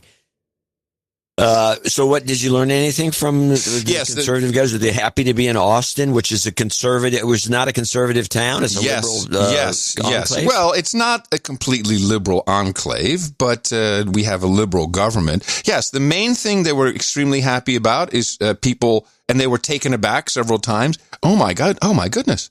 People say Merry Christmas here. I guess they got kind of moved away from that throughout the years in Brooklyn. Happy holidays, happy Kwanzaa, happy Hanukkah, Chanukah, whatever we got to say. Interesting. No, the main thing outside of that was say Merry Christmas here, and I'm in California. It's not like a. It must be worse in Brooklyn. New York is really gone off the rails. It must be worse there. Yes, the entertainment business. I spoke specifically with him about the Warner Brothers plan to release all of their movies in a 1-month period on streaming, which you can imagine now it kind of makes sense why the National Defense Authorization Act included a clause to make illegal streaming of copyrighted content a felony. You think the two are related? Yeah, they are. He says it could possibly kill Hollywood. I think it could. I went back and forth with Brunetti about Brunetti thinks so too. Well, actually, no, I take it back. Brunetti does not think it'll kill Hollywood. Well, what they had to do... He thinks Hollywood's dead. He said they had to go to the actors and pay them $10 million extra, the big-name actors, because of the loss of income that they'll have. Piracy would be the number one. Points. Yeah, of course. That's where you make your money on these movies is on your residuals, the back end. You'd have to buy them off. Yeah, and the directors... So no, it's all Chinese money anyway. So who cares? But I don't think this is a very good idea. People are now so accustomed. It's just another part of.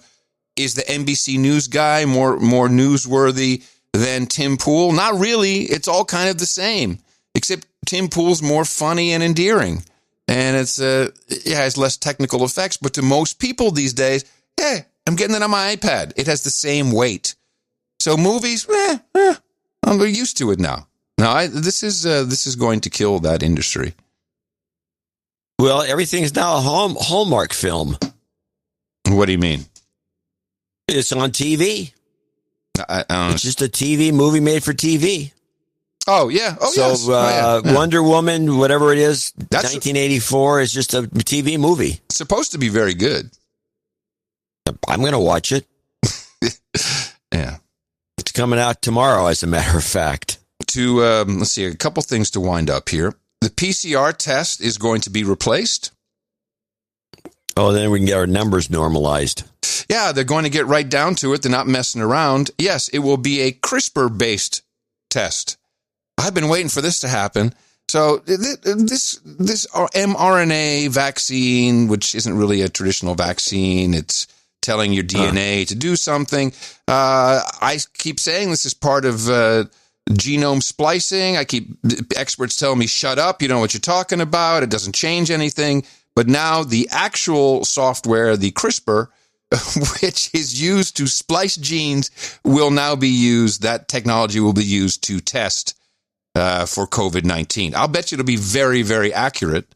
But to tell me that this mRNA vaccine is not a part of a larger genomic push is pretty hard to defend at this point. CRISPR-based. Run away from the term CRISPR wherever you see it. This is not good. And my favorite story, after the American Medical Association had to retract their advice towards doctors regarding hydroxychloroquine, which means that now doctors can prescribe that again. What are the chances?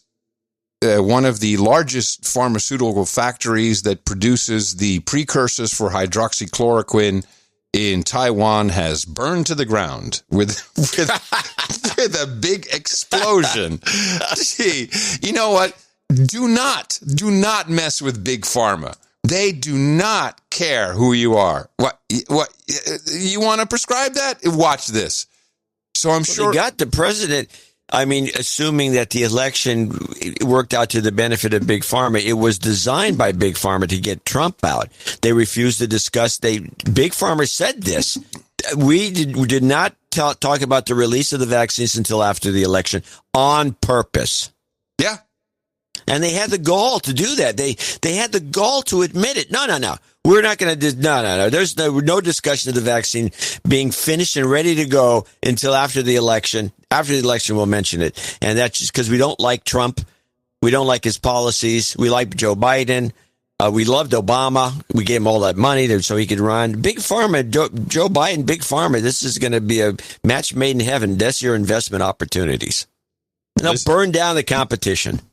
We do They're not. a bunch of gangsters. You know, I have seen They are a bunch of gangsters. Yes, they you're are. right. They're gangsters. Have you seen some of the CEOs of some of these big pharma companies? Oh, total Goombas. They look like gangsters. Yeah. Yeah, we're going to take care of this. Don't worry about it. The vaccine will be out when it's out. They're just horrible gangster-like guys. I got you at the front of the list for the vaccine. I got a box I took off the truck here for you. Don't worry about it. Don't worry about it. The result is that doctors are actually, and I said actually, that doctors are now oblivious. Actually. I know. Doctors are now. By the way,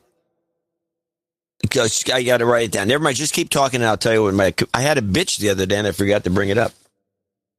Is it about me? No. Okay. Doctors are now oblivious to many of the treatments that seem to work. Ivermectin is another one of them. Hydroxychloroquine been withdrawn, and now it seems that it's okay. This is Dr. Merrick. He discusses what is going on now with doctors and patients. So then tell me this, and we talked about it a little bit before as well. The situation is becoming so much weird that it is the patient who is educating the doctor saying, please give me ivermectin. And doctor is saying, no, not at all. You cannot have ivermectin. I will not. What the hell is this?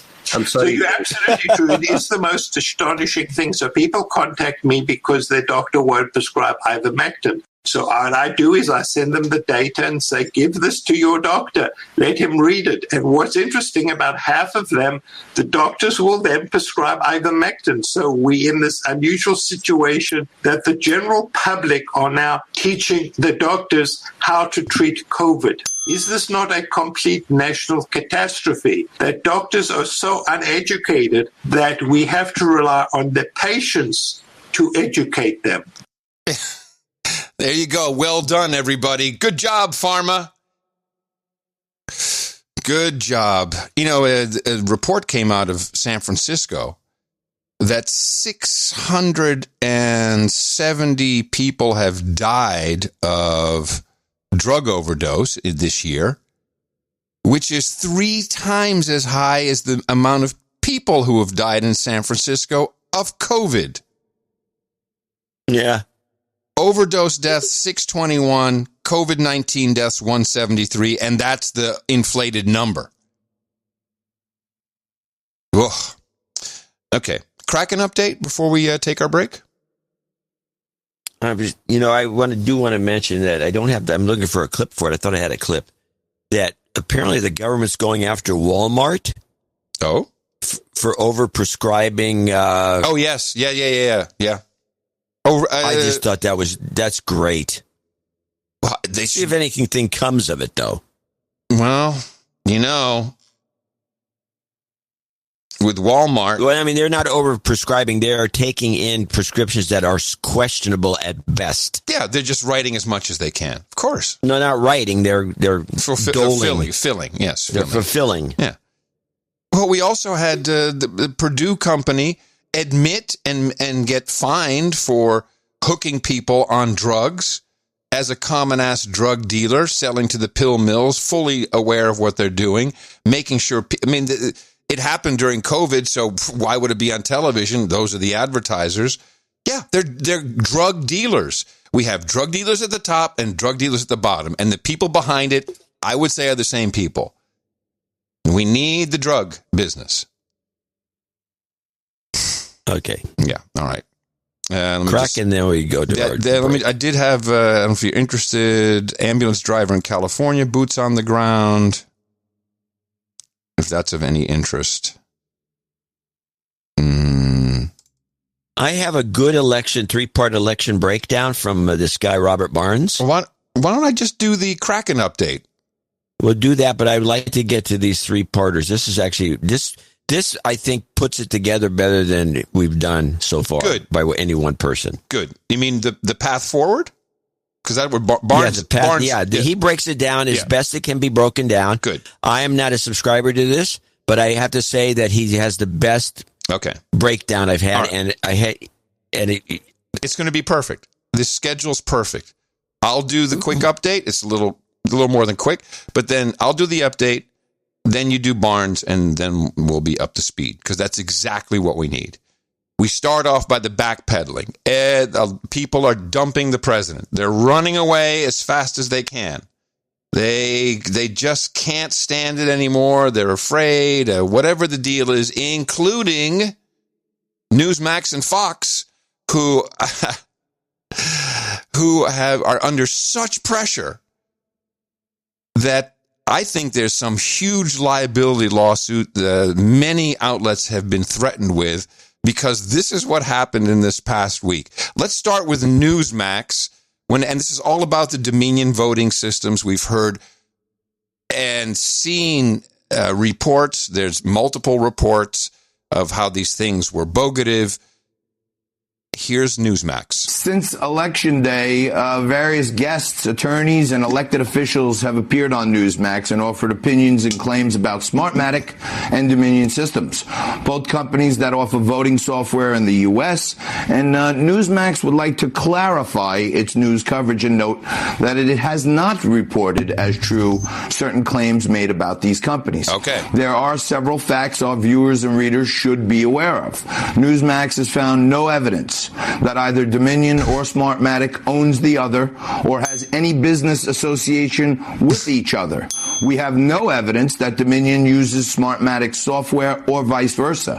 No evidence has been offered that Dominion or Smartmatic use software or reprogrammed software that manipulated votes in the 2020 election. I see Smartmatic has stated that its software was only used in the 2020 election in Los Angeles, was not used in any battleground state contested by the Trump campaign. Newsmax has no evidence to the contrary. Dominion has stated the company has no ownership relationship with the Pelosi family, the Feinstein family, the Clinton family, Hugo Chavez, or the government of Venezuela. Wow, I can just see this. I can see some legal. How many, a dozen lawyers came in with that to read? Oh, no, more than a dozen.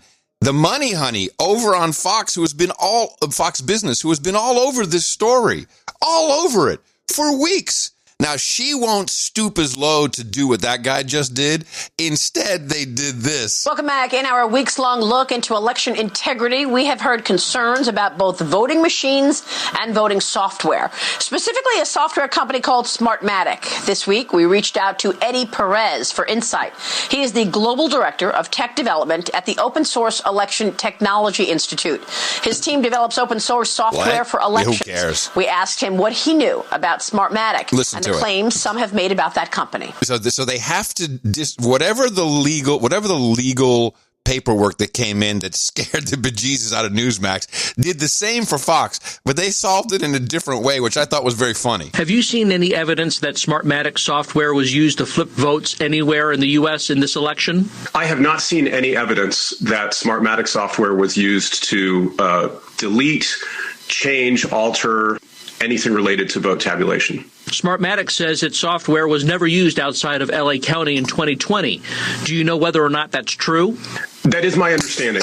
I am not aware of that. So this is just some random dude who works on the election software, and they're going through the whole legal disclaimer part that Newsmax just did, except they're saying, oh, here's our report, and when there's no evidence, see, we did a report. I'm having any other direct customer relationship.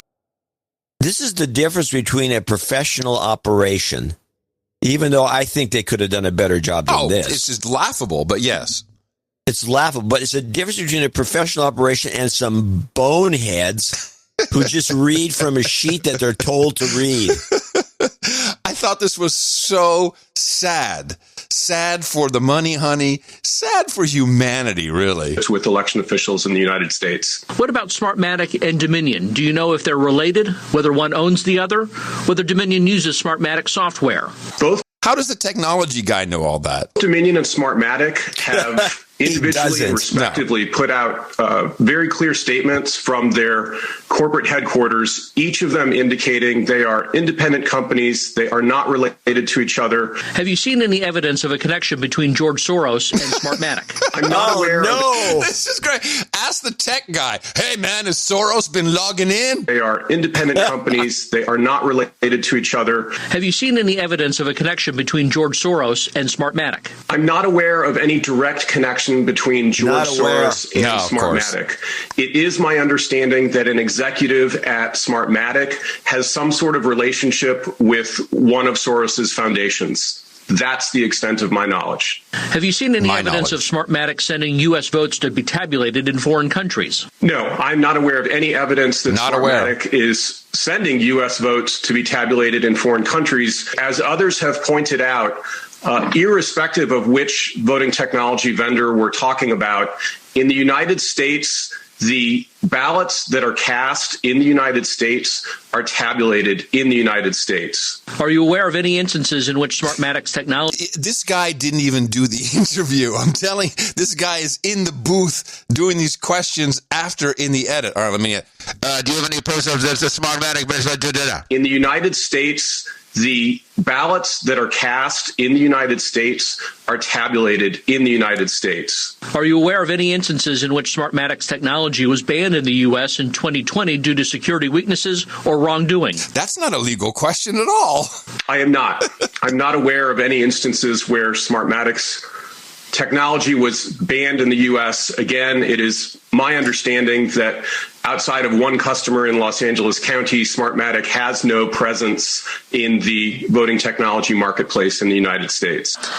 So that is where we stand right now. We will keep investigating. Okay. Those two combined clips, you get a combined clip of the day. Oh, okay. That's a nice one. Thank you. Clip of the day. That's atrocious. Very, very interesting. I didn't catch any of that, and that was the dynamite but stuff. But it's atrocious. It's atrocious. Something is up. Well, somebody's suing somebody. It's probably a major lawsuit because there's misinformation being pushed out there, and it got onto the mainstream, and then next thing you know, they targeted Fox and Newsmax and probably a few other people. A few others. Here's what I'm thinking, though. No, they really wouldn't want a lawsuit because that would trigger discovery, and all kinds of stuff could pop up in discovery. So why a good news organization wouldn't take that on? I mean, this is clearly the legal department said, holy crap, we've got to do something right now. You got to disclaim this. You can do it in this way. Just get someone to say, I don't, to my knowledge. It's completely meaningless, but it's someone got freaked out about it. How about this? Maybe some advertisers said, okay, you got to do something. I don't know. It had to be from that angle, the advertisers, because you're right. If you're a news organization with deep pockets, Newsmax, I will say, it probably just needs to read the sheet. Yeah. But Fox has deep pockets. There's a major news organization. They would love to get into discovery. That's my point. With all these people, so they can just go through the papers and develop stories, and so they wouldn't really be sued. Unless this had to be an advertiser. Unless Fox also has things they don't want to come up in discovery. That could be too. That's also possible. But let's face reality. We've done this enough. Yeah, advertising. It's advertising. Okay, so now we're going to get into Kraken. It won't take that long. And I believe your clips, which come after that, explain the path. There is a path. The path depends on Pence, which is on January 6th. And as a part of the strategy, it seems, or what is left, is...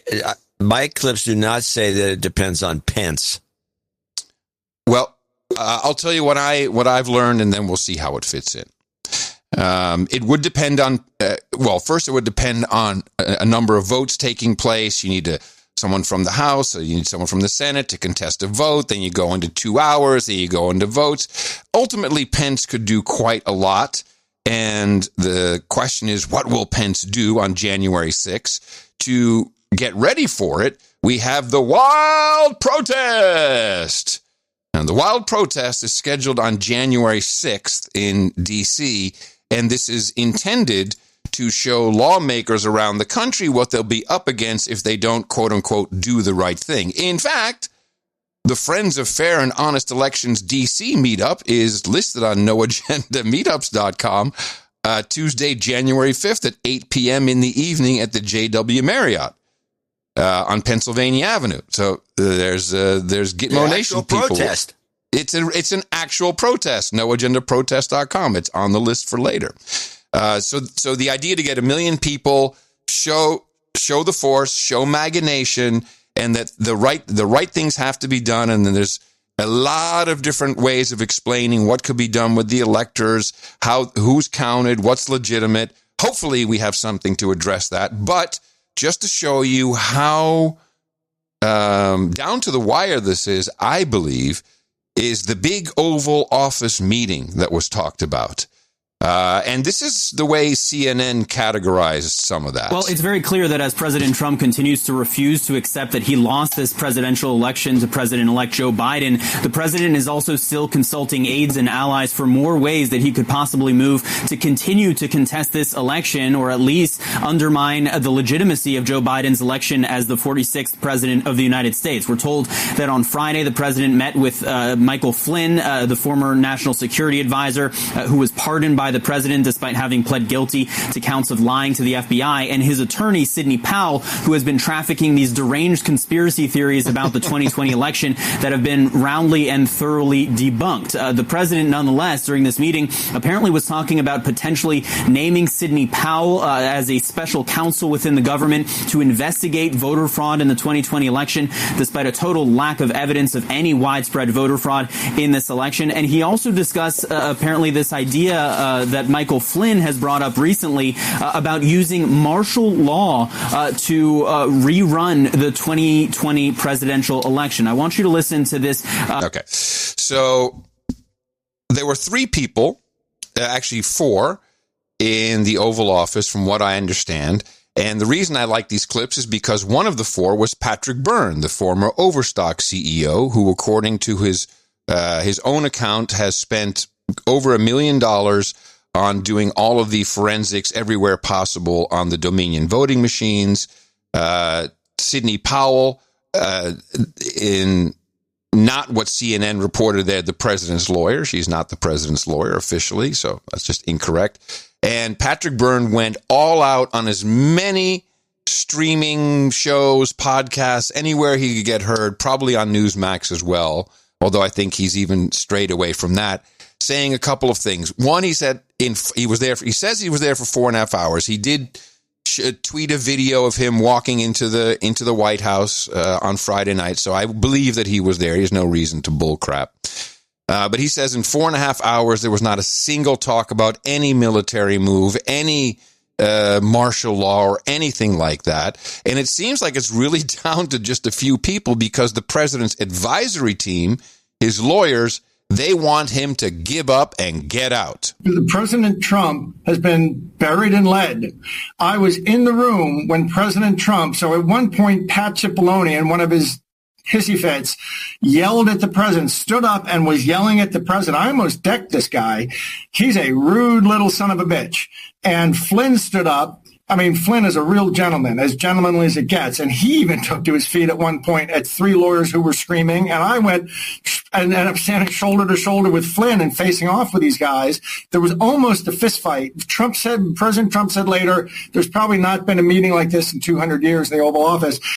And he went on to explain exactly why these guys are all acting this way. You know why they're doing it? Because the signal has gone out. If you're good boys and you get the president out on January 20th, there's $1.5 million. In fact, President Trump said to one of the people there, it was one of the 3 lawyers, it was his last night, and he was leaving that night. He stayed to midnight with us, but he left. But President Trump said, you know why this guy's leaving us? He just got an offer for 10 times the salary from another law firm in D.C.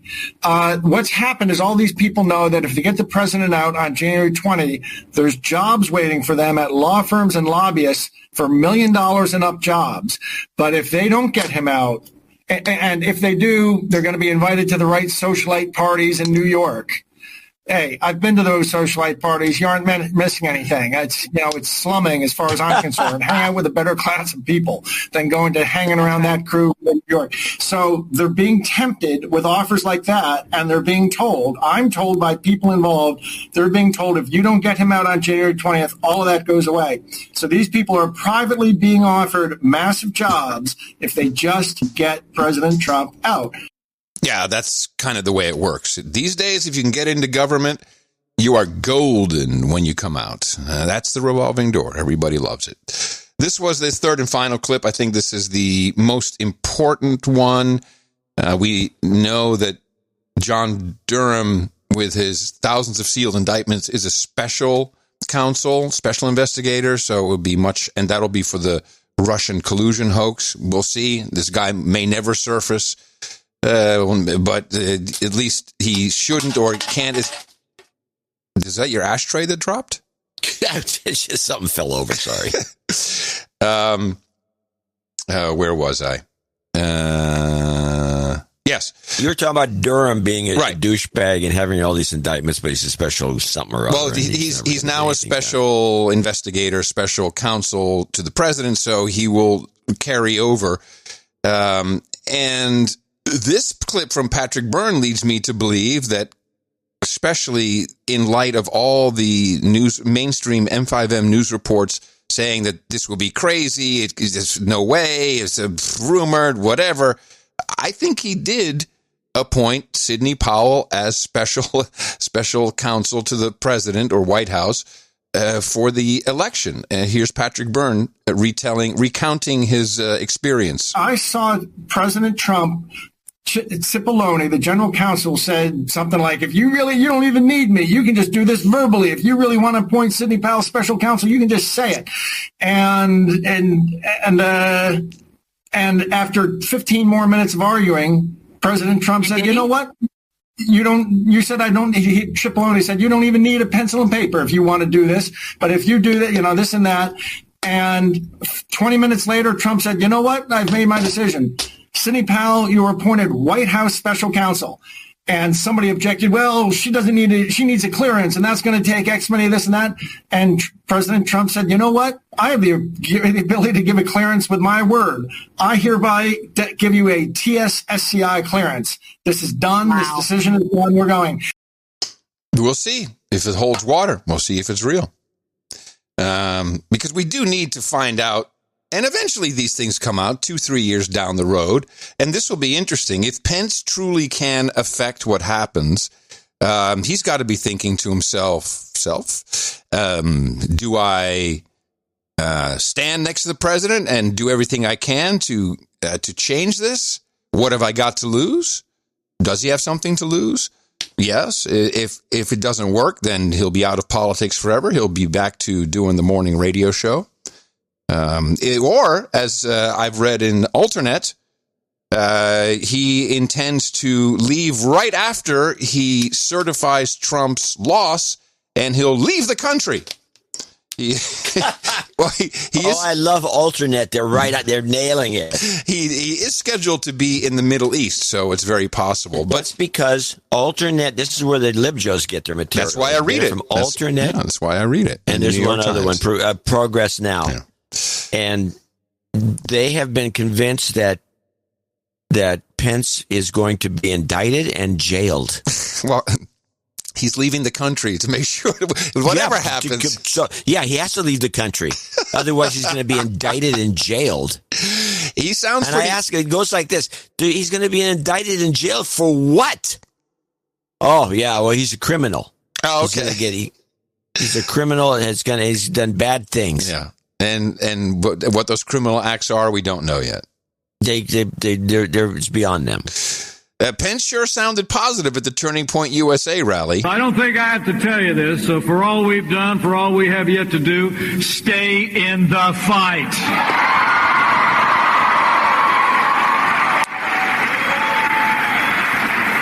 Stay in the fight in our election. Stay in the fight in Georgia's election. And stay in the fight every day that follows.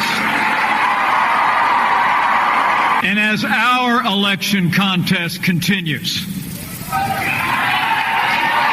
I'll make you a promise. We're going to keep fighting until every legal vote is counted. We're going to keep fighting until every illegal vote is thrown out. And people are pretty pumped up. Up. So Pence's middle name is George Custer. The January 5th and January 6th MAGA Nation descends on Washington, D.C. This should make for some excellent coverage on television. They won't cover it. No, they won't cover it at all. Of course not. You won't see a single thing. Of course not. Now, I'd love to hear about your clips about the legal... this is the way forward. I thought this was a pretty good breakdown. I have it. Mm-hmm. This Robert Barnes. Now, I have to say, where did something like this? Well, actually, play the first clip, and then I'll tell you where it ran. But he starts off. It does take this is a long series of 3 clips. It's 5 minutes. It pretty much breaks it down. I'm not buying it. I don't think anything's going to happen on January. I think it's going to be. There'll be a few guys that'll stand up guys and do something. And he even admits this is possible. But this is the way it would go if if anything's going to happen at all. And this is the end of it after Merry this. Christmas to Robert Barnes, who is joining me now from his humble abode where lots of legal thought and analysis goes down. And so he joins me now to discuss the... Brother, could you have left that part off? I only left it in there because he mentioned his name, and I needed it for the clip because I produced it after I recorded it. Okay. Presidential election. Robert, everybody seems focused on January 6th right now, including the President of the United States. Your take on where we're at right now, and how confident are you that January 6th is the day to be watching? Now, are you watching... Owen's War Room every day, or did someone send you this? I caught it myself. Sure. Okay, Mr. InfoWars. I did. Nobody sent it to me, but I will say this. It may have some people may have suggested it. And I normally, you know where I got it from? I got it from that fake YouTube, that real YouTube, whatever it's called. There's some alternative YouTube. Rumble? And I was going through clips. Rumble. No, it's called something Real Tube U or something like that. Okay. Well, you found it. I'm good. I'm glad. And they have, well, thank you for nothing. Now, the point is that I was on there looking for obscurities because all the stuff I had was all network. I'm thinking I got to have something a little off the wall. Oh, this is your Brighteon. It wasn't that, but it was that. I'm saying I got to find something a little different here, and so I found this. I said, "This is pretty interesting." Even though it was from InfoWars, but okay. All right, let's continue. You busted me for that. Thanks for nothing. I was going to be a surprise. Like I couldn't hear Owen's voice? Well, I don't know. I mean, I don't know that you listen to this all the time. Apparently, it definitely is. I mean, the ultimately the constitutional remedy for a presidential election that goes AWOL was always intended to be Congress, more so than the courts, more so than the state legislatures. That's why the Congress decides whether to certify electors. If they do not certify 270 or more electors for any one candidate, then under the 12th Amendment, it goes to the House to vote by state delegation. So the president's legal constitutional remedy is for Congress to take up the issue on January 6th. And it could take days because there could be objections to multiple states. There's anticipation of at least 7 states being objected to. They're supposed to spend 2 hours apiece, each chamber on their own accord, debating it. They should allow for argument and evidence to be presented in that time frame. And so consequently, you could have 14 hours or more of debate time. So if we can spend 2 weeks on a bogus impeachment, we can spend at least a few days on a legitimate election contest. And I think that's the president's position, and it's a sound one to have. And then what he needs and what he wants is for there to be a mass audience outside so the House members and senators can witness the power of the support that Trump has for this election contest to occur. And if the evidence and arguments are properly heard out, then there's an excellent opportunity for Trump to at least succeed in the Senate, and then there's open question in the House. Right. Okay. That makes sense. That's kind of what I've learned. So hopefully he has more in depth on this, how those pieces work. Well, here we go to part 2. This is parallel track for Trump because if he doesn't prevail, he wants it to be the case that Pelosi and Biden helped steal it for Biden. And that's the other utility of going through this process. Not only is it the constitutional process, not only should he prevail if they actually apply the facts in the law and the Constitution, because this election was not done in a constitutionally consistent manner in a sufficient number of states to give Joe Biden any form of electoral college majority. But the other advantage is, if for whatever reason it doesn't work, if it doesn't work because Pelosi is the obstacle in the House, with Democrats having a slight edge, then it gives Trump a key talking point for the next 4 years. It gives conservatives and Republicans a key talking point for the upcoming midterms, and Trump can rebuild and expand his populist movement going forward. So Trump's always, since Art of the Deal, his mantra has been hope for the best, plan for the worst, and the January 6th plan is both. It's both. The best can happen, should happen, but in case it doesn't, the backup plan, it works for the backup plan too. So it works for both. So it's a intelligent path for the president to be taking. It's the constitutional path. It's the legal path. And it's the only path he's been afforded effectively at this point, because the state governors refuse to take action. The state secretaries of state refuse to take action. The state courts in those systems refuse to take action. The state legislatures in those states could not convene. And then the federal courts have also refused to take action. And so, as the president said yesterday, as his chief of staff, Mark Meadows, laid out, the protocols to go forward on January 6th, because it's the only remedy available. And he just has to overcome Mitch McConnell trying to instruct everybody in the Senate to not vote on it. But I think that ship has sailed. Senator Perdue out of Georgia said if he wins re-election, he's going to challenge it. Senator Tuberville is talking about challenging it. Senator Paul is talking about challenging it. Senator Hawley is talking about challenging it. Senator Cruz is now talking about challenging it. These are good clips. Very interesting. First, I wonder what it would be like if you're sitting in Congress and you've got 1 million people outside and you can hear them. I wonder if that does play into the psyche. I wonder. And that's I'm sure it must have some it effect. It must. They got to be loud. Yeah, I have no doubt that it's going to be very loud. But even then, if you listen to this two-pronged strategy, so to be able to use this for the midterm, oh man, I'd hate to be a legislator in any of these states. It's going to get really difficult for them.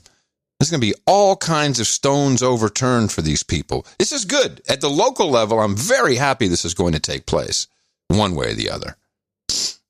All right. So let's let him wrap. All right. So the other thing that's useful about this, however it turns out, is it's going to put everybody on notice at who is a Trump loyalist and who isn't. Make them have a vote. So to know who in the House really is supporting the president and who is not. Have you seen Chris Christie with his Goombas? This guy's making a run. No. Oh, yeah, Chris Christie's out telling everybody, oh, yeah, he's making the rounds. Trump's got to get out. And he's got Goomba goons with him. He's going to make a run in 2024. Who in the Senate is really supporting the president and who is not? And let's be clear, it's not just supporting the president, it's supporting reality. Trump won this thing in a landslide. Everybody knows it. So anybody who wants to vote against it, whether it's a Democrat or a Republican, they're just voting against reality. Yeah, exactly. And they're voting against a constitutional election. And they're voting against the constitutional process for resolving a contested election. So in all of this, what it does is it puts on notice who's really so deeply tied to the swamp that they're unwilling to even exercise their constitutional obligation to resolve a contested election, where a constitutional election clearly elects the president. It's only an unconstitutional election that elects Joe Biden. And so let's see if some of these would-be presidents like Senator Hawley and others will step up to the plate or not. And every senator and congressman who does not step up to the plate for a constitutional election and object to the electors from these states that did not conduct a constitutional election, then they should be primary. They should be focused on to be challenged in 2022 and 2024. So it's a great opportunity to get a clear and clean discernment at who is with the country, who is with the Constitution, and who ain't. Yeah, I think that'll be the result. That what he just said at the end there. Who is for it and who's with the country and the Constitution, who isn't. And that'll be a nice list to have. Well, we'll find out. And after the 6th, then we'll be done with this, hopefully. I don't see what else there could be going on. But I do not underestimate the American public. And this this wild protest could have influence. I don't know. Tears will come somewhere. Somewhere tears are going to come. Don't worry about it. The vaccine will be out when it's out. To understand how elections work, no matter what happens. Because we're just going to go into dark times, my friends. Dark times with Joe. Dark times. We got the darkest days ahead of us. Hey, Merry Christmas, everybody. And with that, I'd like to thank you for your courage. Say in the morning to you, the man who put the C in as good as a coin toss, John C. Dvorak. Well, in the morning to you, Mr. Adam Curry. Also in the morning, all ships at sea, boots on the ground, feet in the air, and subs in the water, and all the dames and nights out there. In the morning to all of the trolls in the troll room. You can find them at noagendastream.com. Let's see. Let's do a little troll count here. Hands up, trolls. Let's see what we got. We have... did I get anything out of it? 1555. Well, it is Christmas Eve. It's already Christmas in some places. I believe Denmark celebrates on the 24th. So, Merry Christmas, trolls. I'll be nice to you. But thanks for showing up once again. They come into the troll room to listen to the live show.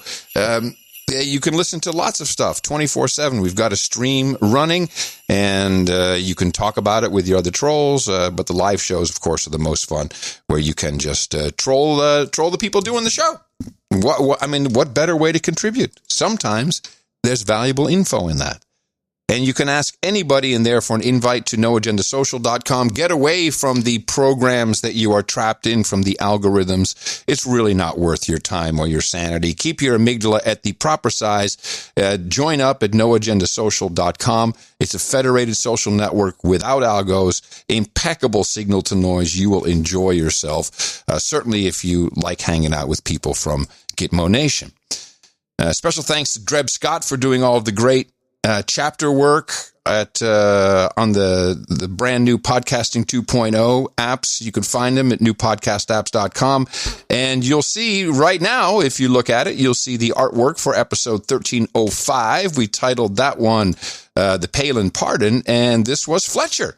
Fletcher scored with it's basic. It was Santa Claus with a big red circle and stripe going over his face. What were the problems? You had things to talk about for this artwork. I know. Well, the ones I we liked had issues. were the ones I didn't like much personally. No, you didn't like anything. Not really.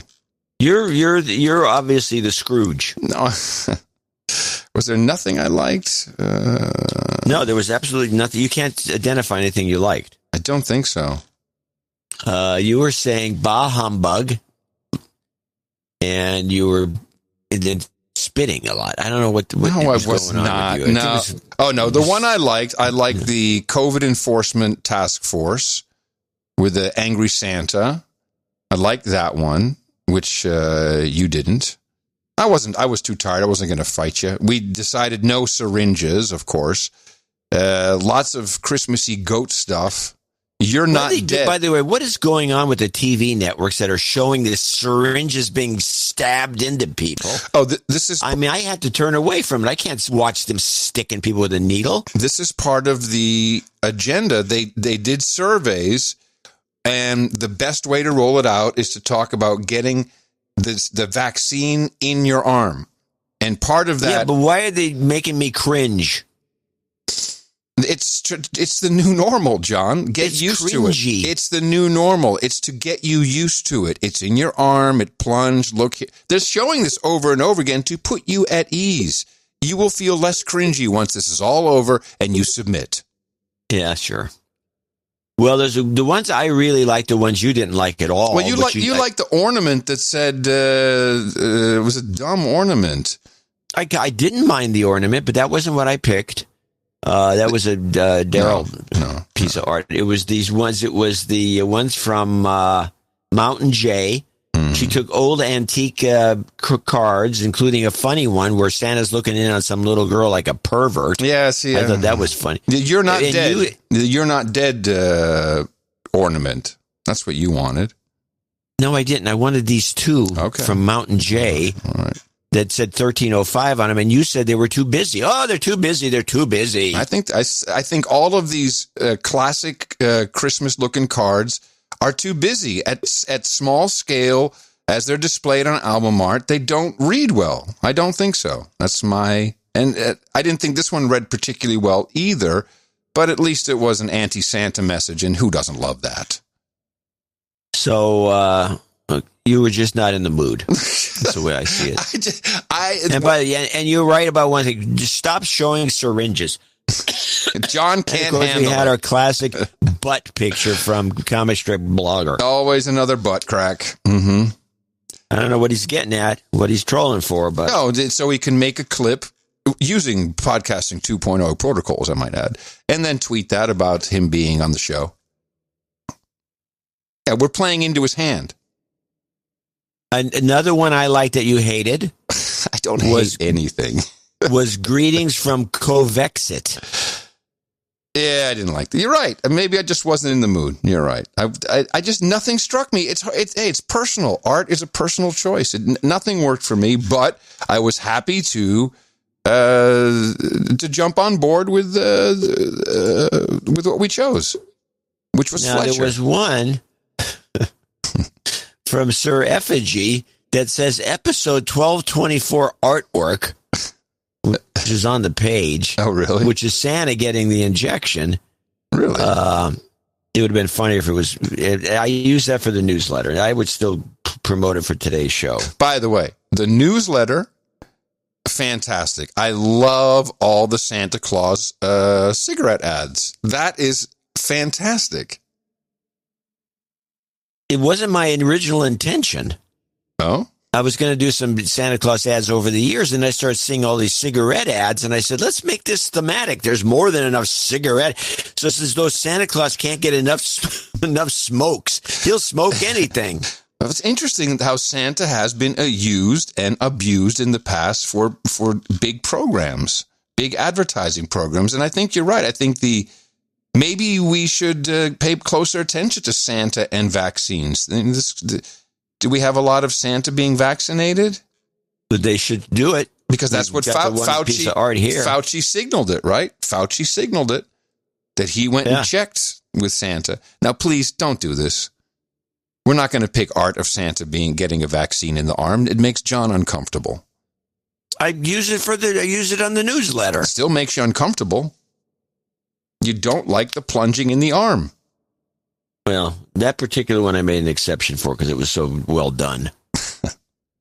Well, that was Sir Effigy. We appreciate the work that all of our artists do, and what we're really doing here is critiquing you because that's why you send it in. You want to win.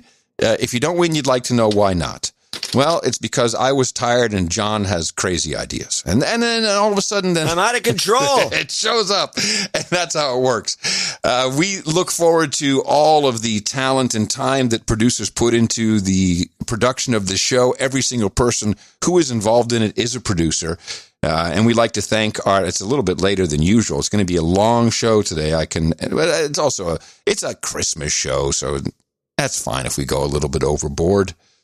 We've got a lot of people who are very thankful for being a part of this grand experiment we've been running for working on 14 years. And we're going to thank our executive producers and associate executive producers for episode 1306. And say in advance, these are titles that you can really use anywhere. They are official. And thank you for your courage because we've got quite a list to get through today. Starting with Sir Onimus of Dogpatch and Lower Slobovia. Here he is, his monthly. And here he comes, finish the year off with 2222. Holy moly. .00. Wow. And again, code we don't understand. Yeah, it's always a different amount. So we have to maybe assume there's some coding going on here. And he always writes a very nice note. He does. Informative note. This one's got a little bit of code in it, so we don't know what he's talking about in a few spots. Okay. The year of the Dame/Lady drive is ending, and the new Dame/Lady count is dwindling as reminders and income waned under COVID. Producers consider making the year of the Dame/Lady drive a year with a baker's dozen number of months to permit New Year title gifts from stimulus checks and to make 2020 the longest year on record. with Chameleon Harris serving as lady-in-waiting, expect her voice will support ESG and ESG limitations on trillions of dollars in investment funds only apply to U.S., European, and developed Asian countries and companies. Many South American, Asian, excluding Japan and Korea, or examples Japan and Korea, South Asian, African, and Middle Eastern countries and companies are excluded from ESG standards. What is this What is the ESG? What does it stand for? Okay, I have no idea. It's look up in an acronym finder. See if ESG means anything. Yeah, I'm looking for it now. ESG standards that still qualify for investing. These non-compliers often receive international subsidies. Oh, brother. Of course. Environmental, social, and governance. It's part of the sustainability goals for 2030 of the United Nations. Right, well, you have to have, when you put a board member on, they have to be black or gay or dead or a plant. Or CO2. It could be a plant. It could be a tree. A bag of climate change. Redwood. Could be anything. Please, just put something on there with an ESG stamp. African and Middle Eastern countries and companies are excluded from ESG standards and still qualify for investing. Oh. These non-compliants often receive international subsidies to fund compliance, and their leaders abscond with the funds. Meanwhile, this is like a Shaggy Dog story. I like this. Meanwhile, developed companies put on debt and suffer competitively in their effort to comply. So what he's saying here is that this is a scam to screw Western company. Yeah. Environmental is certainly running well, and the financial cost of obedience has already moved heavy manufacturing to China, where policies are limited. Meanwhile, U.S. and European taxpayers agree to pay for eventual cleanup, the Paris Accord being a super-duper colossal super fund funded by those participants to clean up China and India someday. If someone ever says, what is the Paris Accord, you can just say, oh, it's a super-duper colossal super fund. Yeah. Meant to screw clean us. Up China and India because they won't do it. To clean up India and China someday. Yeah. S&G again, U.S. and European companies will find weapons manufacturers having reduced market access. Non-union U.S. or low worker wage firms will be forced to increase wages and prices, making them less competitive. Board leadership will become diluted as membership expands and internal company management concentrates its power, a common issue with expanding boards. Ugh. Meanwhile, the countries that are not required to comply continue to grow with slave labor and corrupt leadership and toxic byproducts. Professionally, U.S. administration changes lead to higher activity and profits. This will be my 9th administration change, and so far, this is better than the shift from Bush 2 to Obama, but not quite the Obama to Trump shift. I hope you and others benefit as well. Happy Hanukkah, Merry Christmas, and Happy New Year to all. No jingles, no comma. Sir Dogpatch of Lower Slobovia. Giving us a lesson in economics. Yeah. It's just another tip lifted of the veil as to who is truly Sir Onimus of Dogpatch and Lower Slobovia. We cannot thank you enough for your unwavering support that you've brought us throughout. How long has he been supporting us now? Several years, I think. Number of years. Always in the same format, although sometimes emailed from different places or mailed. Over 5 years. Yeah. Well, happy Hanukkah or Chanukah, as we're supposed to say, Smokey Robinson. You're supposed to say Chanukah now? Oh, you didn't see the Smokey Robinson bit? Oh, that's hilarious. No. I don't know anything about Chanukah. Are you familiar with... Sounds like a fish. Are you familiar with Cameo? The app Cameo? No. So Cameo, no. They approached me. They actually courted me for a while trying to get me to sign up to this god-awful service. So Snoop Dogg is one of the main ones. You get on this app and you can pay a celebrity to do a custom video greeting for you. And you pay, oh, yes, I've seen. This is old. It's been around for quite a while, yes. Yeah, I know this. But so Smokey Robinson did a cameo, and he was asked to wish Happy Hanukkah to whoever was the recipient of this video, and he kept saying Chinooka. We need a clip. Oh my goodness! I didn't even clip this, thinking that this is now 2 weeks old. It was hilariously viral for a moment there. Well, you should still clip it. All right. Anyway, but thank you very much, Astronomist of Dogpatch and Lower Slobobia. We really appreciate that. Cameron Dodd is next on the list from Pearland, Texas, and he gave us $1,306. Man, which is the show number. That is the show title, the show number right there. So he's a club member. ITM, a colleague, told me that the pandemic was just going to speed up things that were already progressing. It was going to be a catalyst for all things good and bad.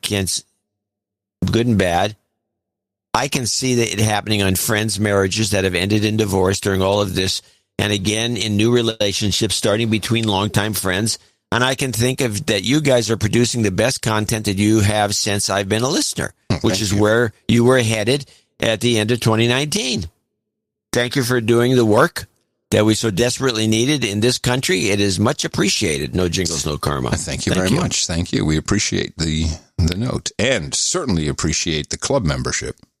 Now we have a person, let's just say Gardner. I'm not going to say his last name because he might want to be anonymous, but I can't find a note from him.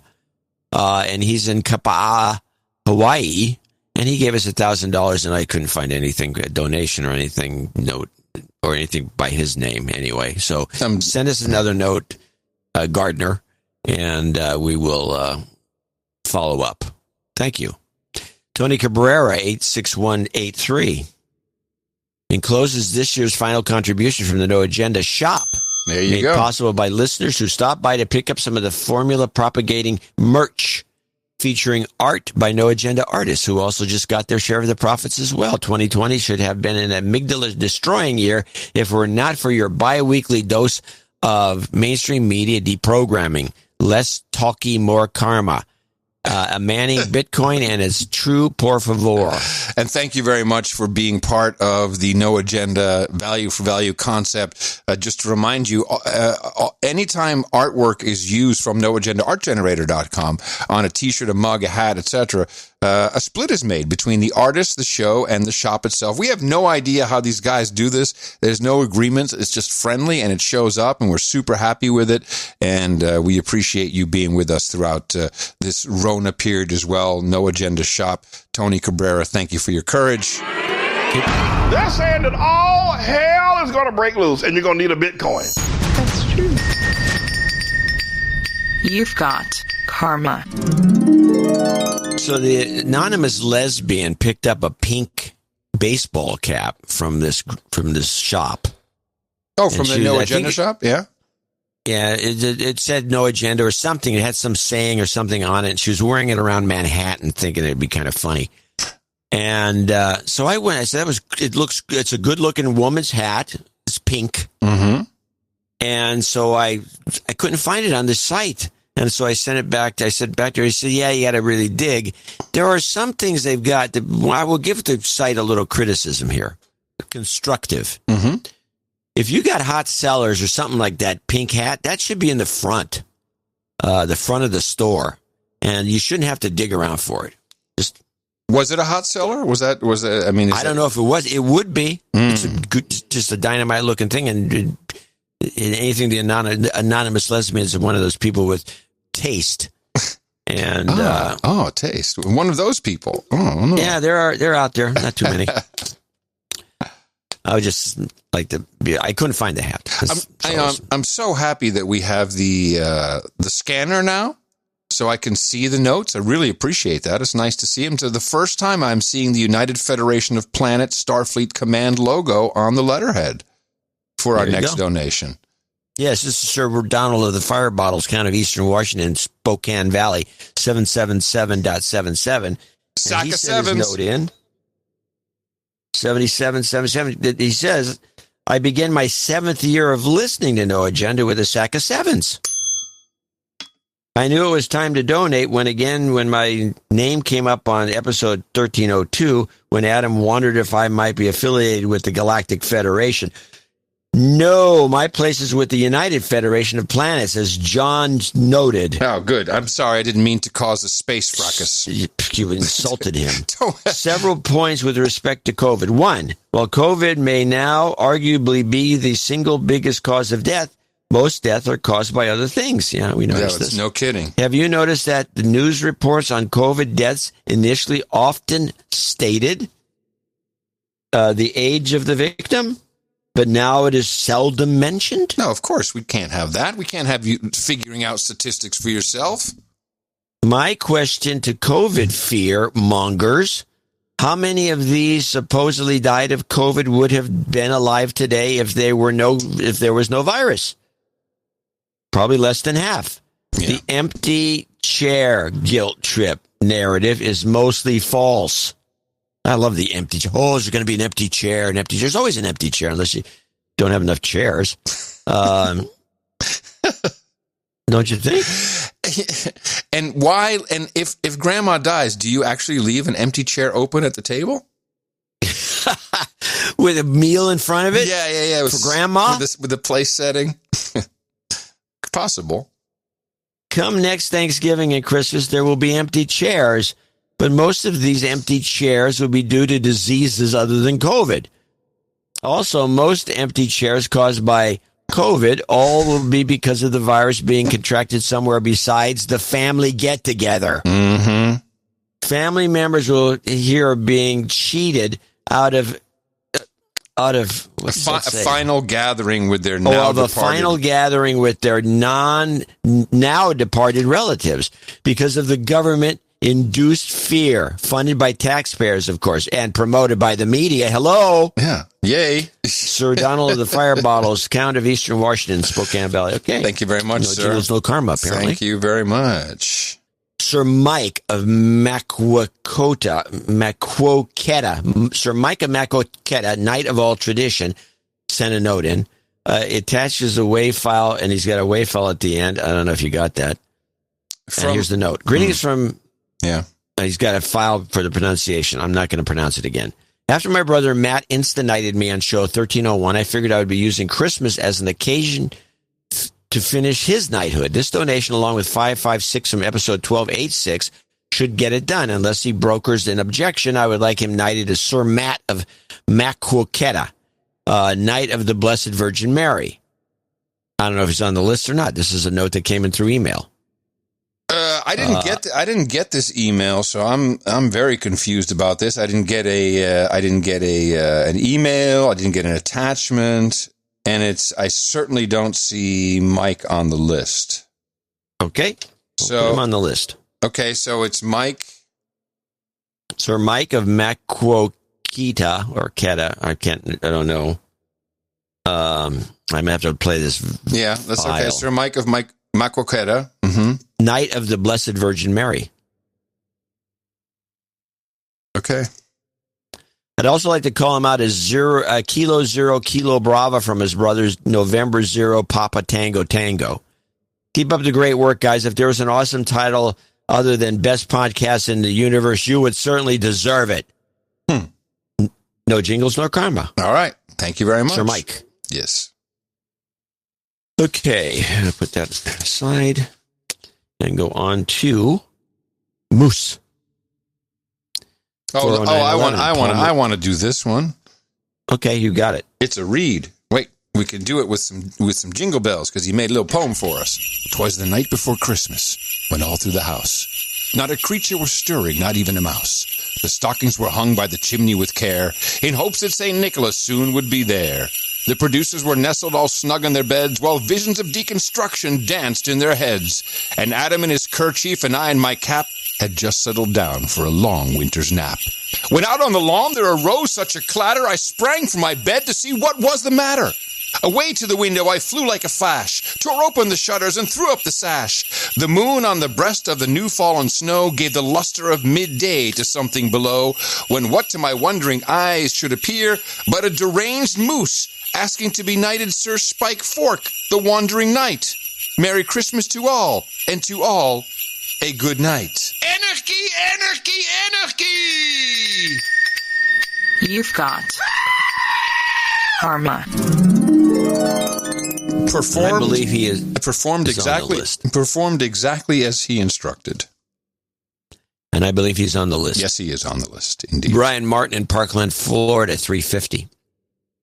ITM, one of my neighbors is a proctologist, and I marvel at the idea of his chosen profession is to gander at assholes to diagnose irregularities and illness. Nice. It dawned on me that you also look at assholes to diagnose irregularities and illness. Mainstream media, it's called. Pretty much. You are a media proctologist. It's a perspective that makes you study your study of Amy Goodman and Yamiche nothing short of heroic. For this Christmas season, my proctologist neighbor got sugar cookies.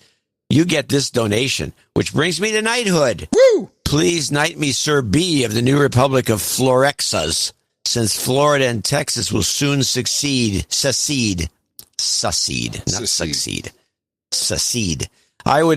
I want to get out in front of this thing and lay my claim. It's like buying Bitcoin when it was $1 or 25 cents. Yeah. For the round table, I simply asked for the center cut of the mutton. You got it. Also, a birthday for me. Please add me to the list for coded 33 day of 12/21, which is 12/21 3/3. Yeah, nice. Yeah, to the Christmas listeners, you should check see if he's on the birthday list. Yeah, I think he is. To the Christmas listeners, Merry Christmas, and to the entire No Agenda family, I wish you all peace, health, and happiness. No jingles, no karma. We appreciate that. Brian Martin of Parkland, Florida, and he's got his accounting below for his knighthood. Yep. And he's there. Ready to go. Okay, good. Then we move to Brittany Truznick. I'm looking at her name. I know the pronunciation is Truznick. Interesting. 333.99. I will be a dame with this donation. Penny, please. Penny. Oh, penny. Yeah, I got a penny. She needs a penny. There's your penny. There it is. Sounds kind of like a lead penny. I would like to be addressed as Dame Brittany of the Swamps. Okay. May I request frog legs and codeine for the round table to celebrate the dirty South? Sure. I don't know what this got to do with the dirty South. I don't know, but I like it. Frog legs. Frog legs are delicious, by the way. Can I ask for the F cancer karma for an amazing woman that we lost on the 22nd, who was both a mother figure when I needed one the most and a fun drinking buddy?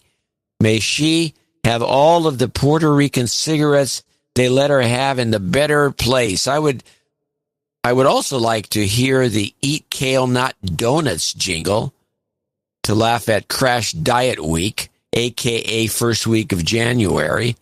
And last but not least, my husband, Baron of the Philippines, wants the general purpose TPP jingle. Happy holidays, everyone. We got a lot to do. Like eat kale, not donuts. Jobs. Jobs. Jobs. Jobs. Jobs. Jobs. Jobs. And jobs.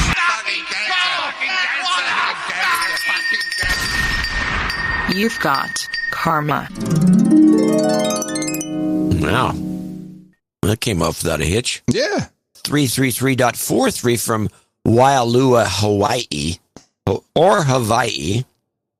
PayPal rejected my donation, so I decided to do this old-fashioned way.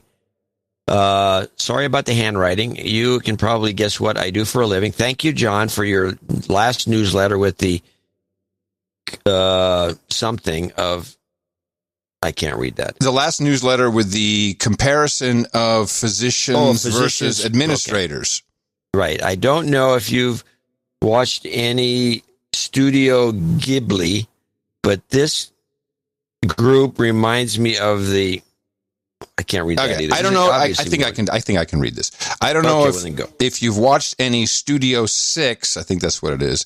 But this growth reminds me of the scene where no fair grows and grows and grows in Spirited Away. Okay. Anyhow, this donation is for my husband, who has requested to remain anonymous. He has previously used the alias Babalucci, his childhood nickname, which means snail in Italian. This donation may bring him to knighthood, but I don't know how to check.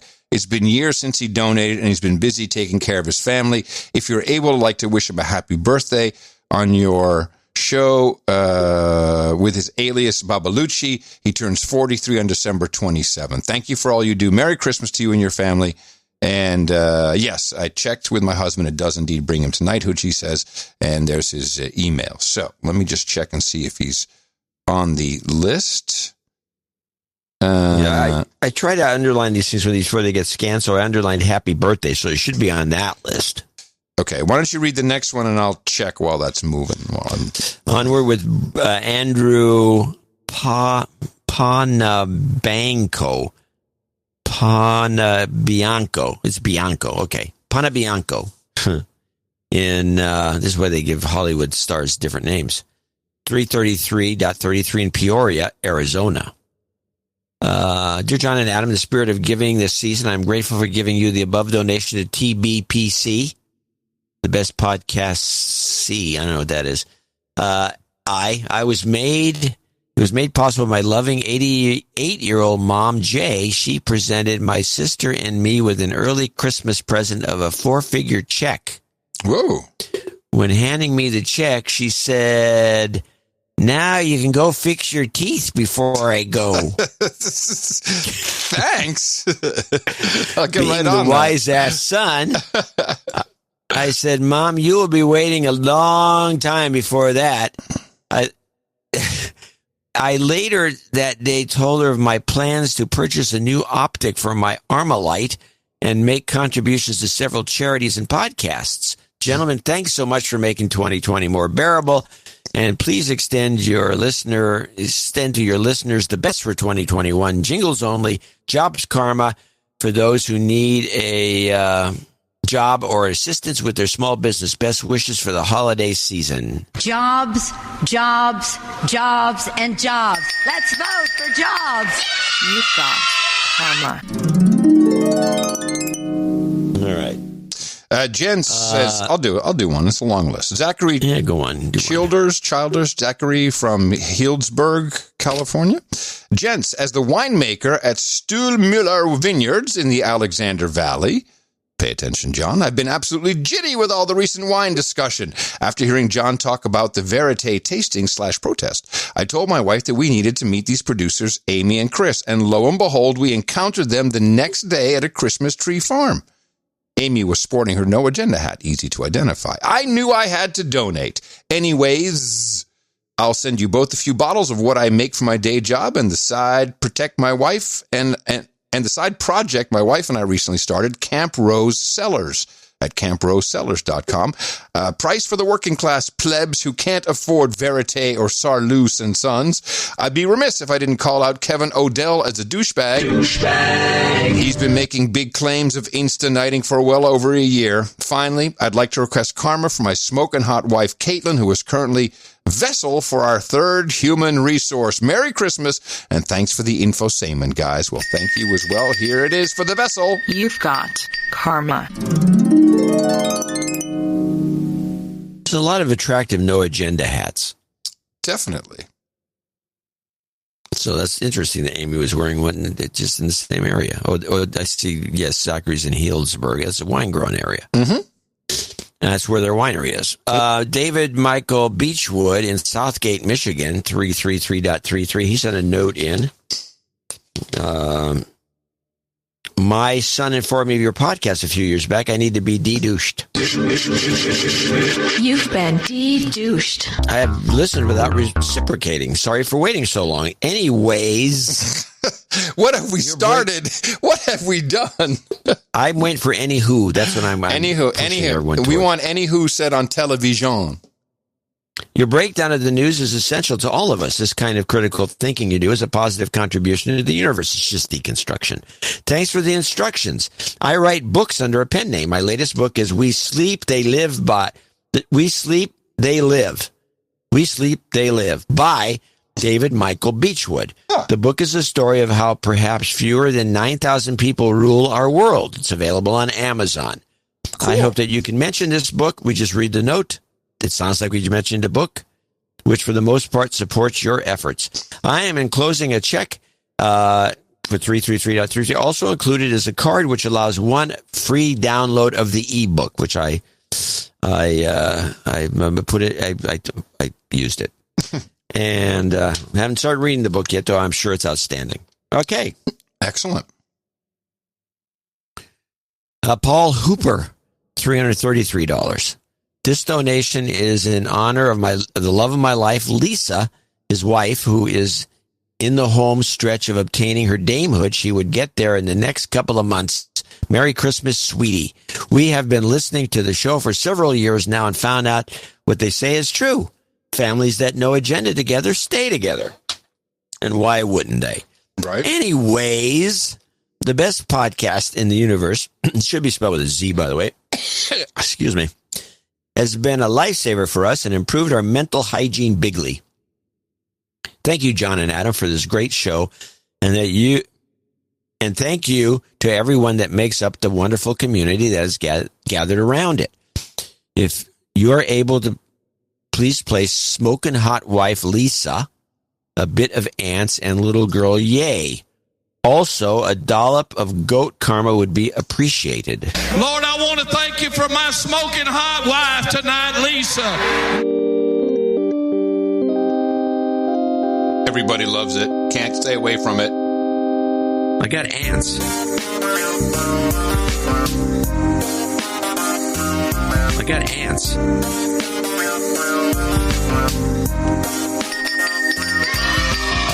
You've got karma. Circus Media in Missoula. What's MY?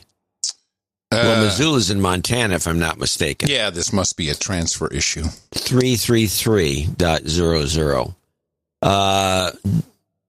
Merry Christmas, John and Adam. This donation is to get the universe off my back with all these 33 synchronicities and return some of the great value I've received from the show. I'm on the lookout for my future dame, so I'll appreciate some dating karma. Ooh. Thanks, Circus Media. No, all right. Ladies, pay attention. Circus Media. You've got karma. On the loose night. A loose night.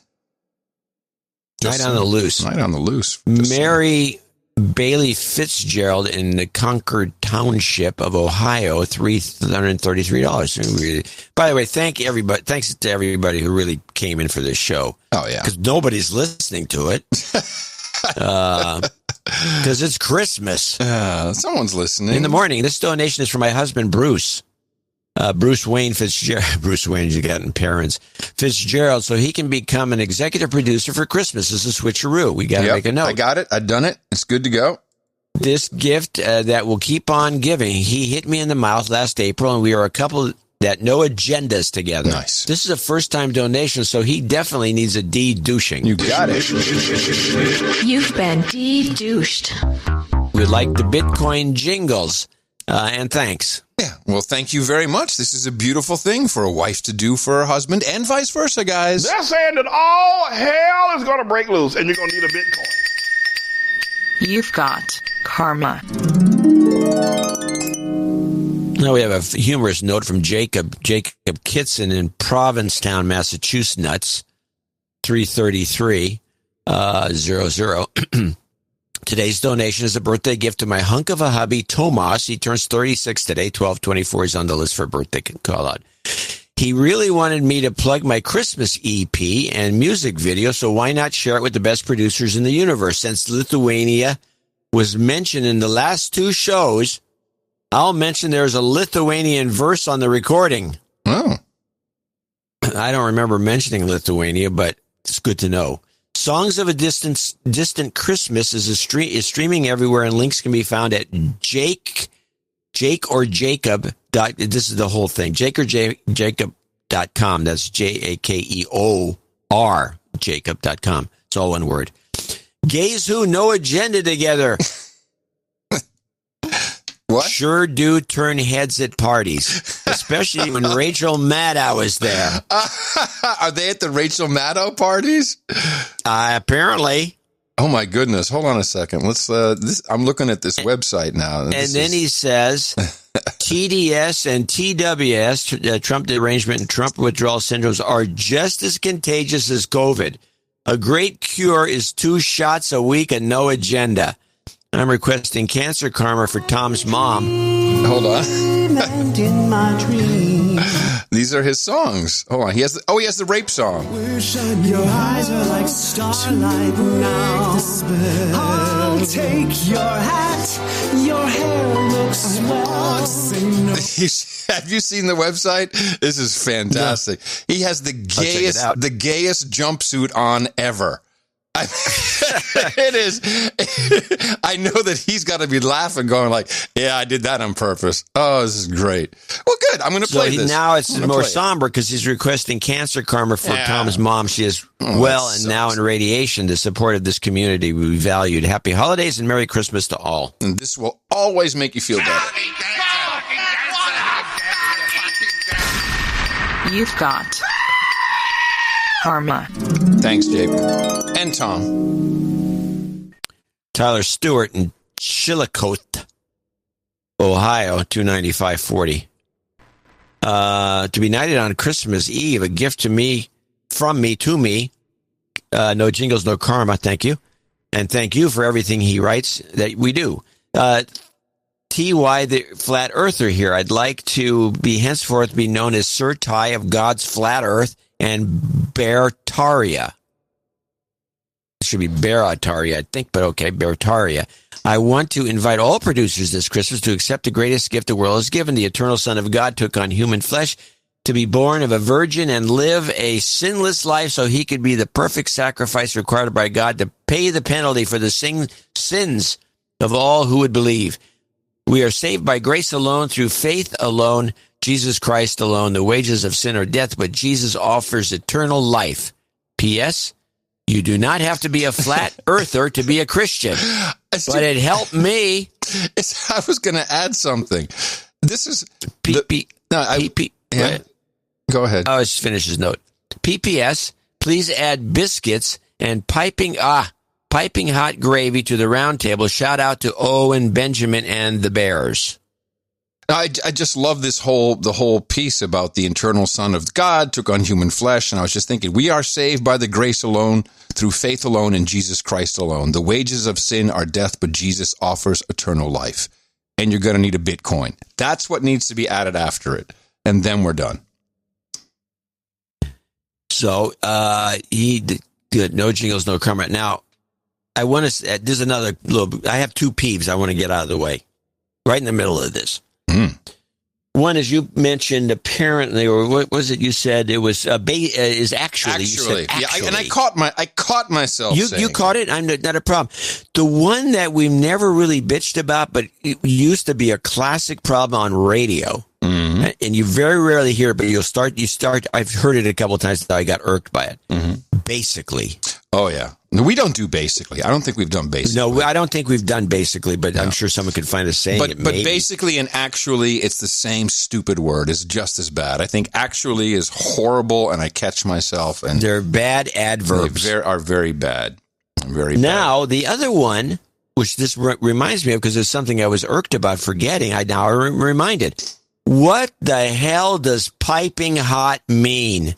What is piping? You know, why do Martha Stewart says it all the time. I guarantee you've had this complaint before. I remember this, and you even said Martha Stewart as an example. And I think it comes back to stovepipes. No, please. The expression was used as early as late medieval times, referring to the steam that shot out of a spouted tea kettle. A device is used at least once ancient Mesopotamia. In other words, piping hot means boiling hot. I'm not buying it. Okay. That's according to the Village Voice, so you're clearly homophobic. So, get out of town. I may have to do some research on this, because I don't like the word, and I don't even understand where it comes from, and I don't think anybody else does. And why don't you do they keep using it? Why don't you like the word? Oh, it's piping hot. It's piping hot. Oh, it's piping hot. Man. I've never done that. You should be concerned about other things in life. This is not that big a deal. No, my concerns in life are all trivial. Okay. But not so with Dame Anne of Grey Rock from Crozet, Virginia. Crozet? Crozet? I don't know. Crozet? Yeah, I've given up. I don't care anymore about pronouncing anything correctly. $250. She got a couple of jingle requests. Reverend Manning, you're going to need a Bitcoin in China's asshole. Yep. Thank you for all the sanity this year. Looking forward to seeing some very fine people with normal-sized amygdalas on Sunday at the Charlottesville meetup. Can I get a sanity goat, Karma? Will I keep my perpetual motion machine of an 8-year-old daughter? She's 8 and she's still running around. Wow. Resting for the next 3 months so her knee heals from the small fracture. Ow. Tie her down. Day 2. I'm already pulling my hair out, watching through the window, and she jumped out of a tree. Kids. Pain means nothing to her. Here's the good news. Also, she needs a TPP jobs karma for anyone who needs it. Merry Christmas, Adam. Yes. John and all the Gitmo Nation Dame. As Dame Anne of Grey Rock. The good news is it never ends with these kids. They stay with you forever, like luggage. Keep them out of trees. They're saying that all hell is going to break loose, and you're going to need a Bitcoin. China is asshole. Jobs. Jobs. Jobs. Jobs. Jobs. Jobs. Jobs. And jobs. You've got karma. Jason Majot in Chelmsford, Ontario, $250. He sent an email in. I don't know if you got a copy. You did get a copy. I did? Okay. Yep. Does that mean you want me to look at it, or? No, I don't think so. Because he starts off with the words we love to hear. No jingles, no bullshit. Move on with the show and clips. Okay. Is that it? No, he's got a 5-page note. I got to get the right glasses to read this in 6-point type. Oh, great. This $250 US or $338 Canadian. Okay, we have to bump this guy up. He moves up. Bump up. Beautiful. Make a note. Merry Christmas. And before we go on, I want to... Okay, now let me read this note, then I got to do something else. The new world order will equalize the digital dollar soon, and I will be close to knighthood. I'll be able to make this donation after selling some Bitcoin shares when it hits 30,000 Canadian this Friday. Yeah. January 6th is my birthday, so I can't wait for the mayhem and the No Agenda show on the 7th. That's right. We come on right the next day. That's right. Given you my time, my talents, and now more treasures. My wife's still crazy hot, less cranky than before, but still hot. Stay safe, slaves. He's the Northern Ontario. He's cranky, but still hot. We love that. And thank you very much. And we have bumped you up to executive producer status. We have $250 from Frauke Jasmijn van der Erve in Hilversum, the Netherlands. My love, my buddy, my rots in the branding, my really, really, really ridiculously good-looking husband, it is time for you to take your place at the round table and officially also become my knight in the shining armor. Surrealist in the fool-footers realm. Merry Christmas, mooie liefert, to you and to Adam and John, everyone else out there listening, all your loved ones, may our hearts be filled with warmth and trust. Love from Dame of the Crystal Core, and she says for her husband, her love, the draadjesvlees and glühwein at the round table. So a lot of Dutch in there. But the one I like... for reading it. By the way, Frauke's a great sounding name. Frauke. I'm sorry, Frauke. Yeah. Frauke. Hey, Frauke, get over here. Bring me another beer, Frauke. It's a Frisian name, which is very close to Welsh. But yeah, that's exactly, if you encounter a Frauke in the wild, just say, "Get me my beer, Frauke." It always works. It always works. And I like how she talks about her husband, my rots in the branding, which is my rock in the angry surf. You can always climb onto your rock. Beautiful. All right. We'll take care of that. And we've got the draadjesvlees and glühwein at the round table. Onward with Joseph Tyler. And he's in Canada somewhere, it looks like. In the morning, from Soviet Kanukistan. He's in Canada. He's in Kanukistan. I like that. Let me start using that. I'm donating 333 as another guy gets pumped up. It's pumped up. Yep, you got it. Make a note. This is going to be a complicated end of show. Yeah. I'm donating 333 snow pesos in honor of my 33rd birthday on Boxing Day. Please de-douche me. Okay. You've been de-douched. He's a converted Roganite. Rogan donation. There you go. And I'm hitting people in the mouth as fast as I can. Thank you for finally bringing some common sense to the airwaves. I have been reading a lot about economic. We do a slick show.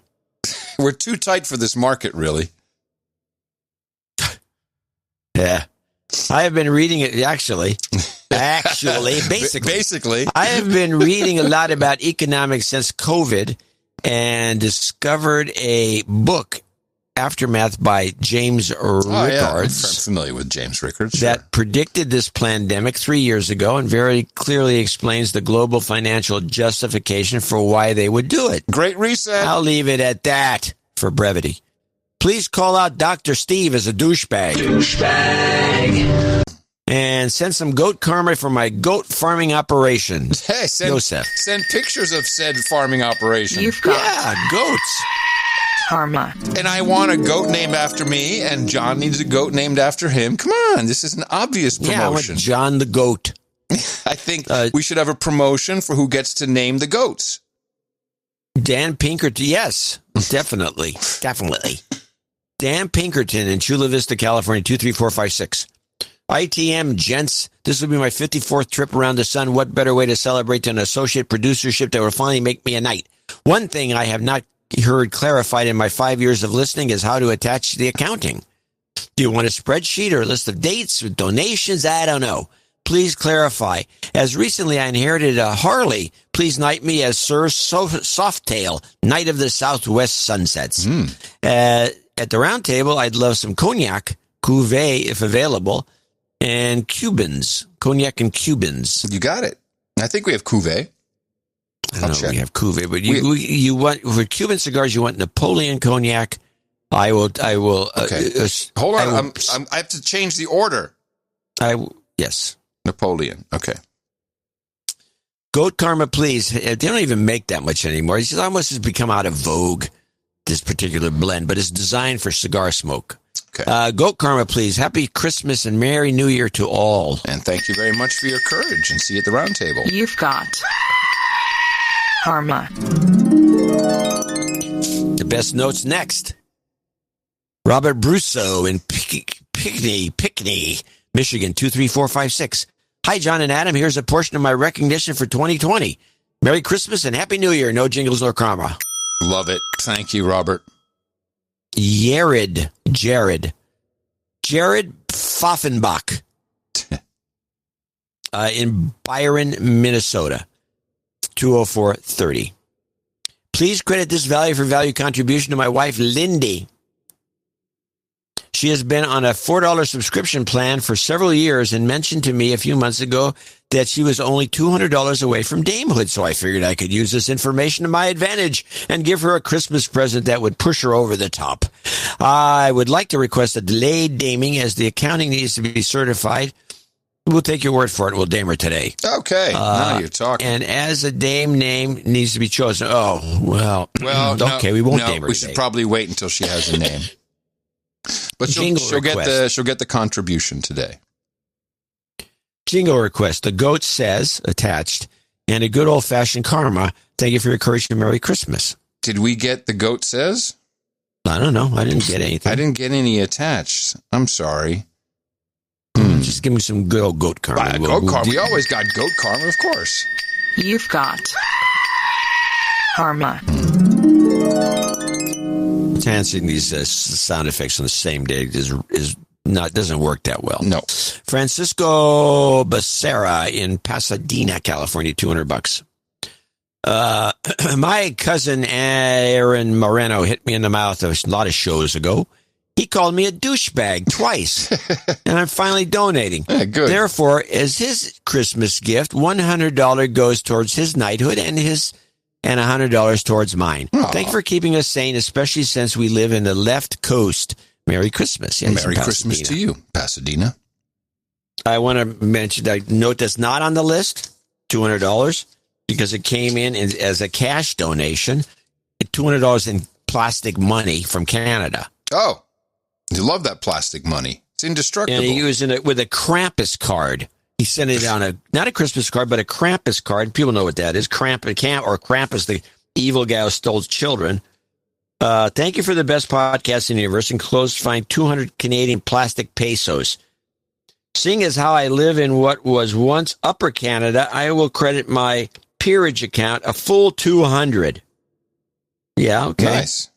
That's the idea. He's Gummy Nerd's Viscount of the Troll Room. So he's already a Viscount. He's up there. But thank you for the Krampus card. Onward. Stacy DeHart in Clarksville, Tennessee. 200. These are all 200. Mm-hmm. This donation is from my wonderful husband, Donald DeHart. Lauren and I wanted to help you get a little closer to beginning a night.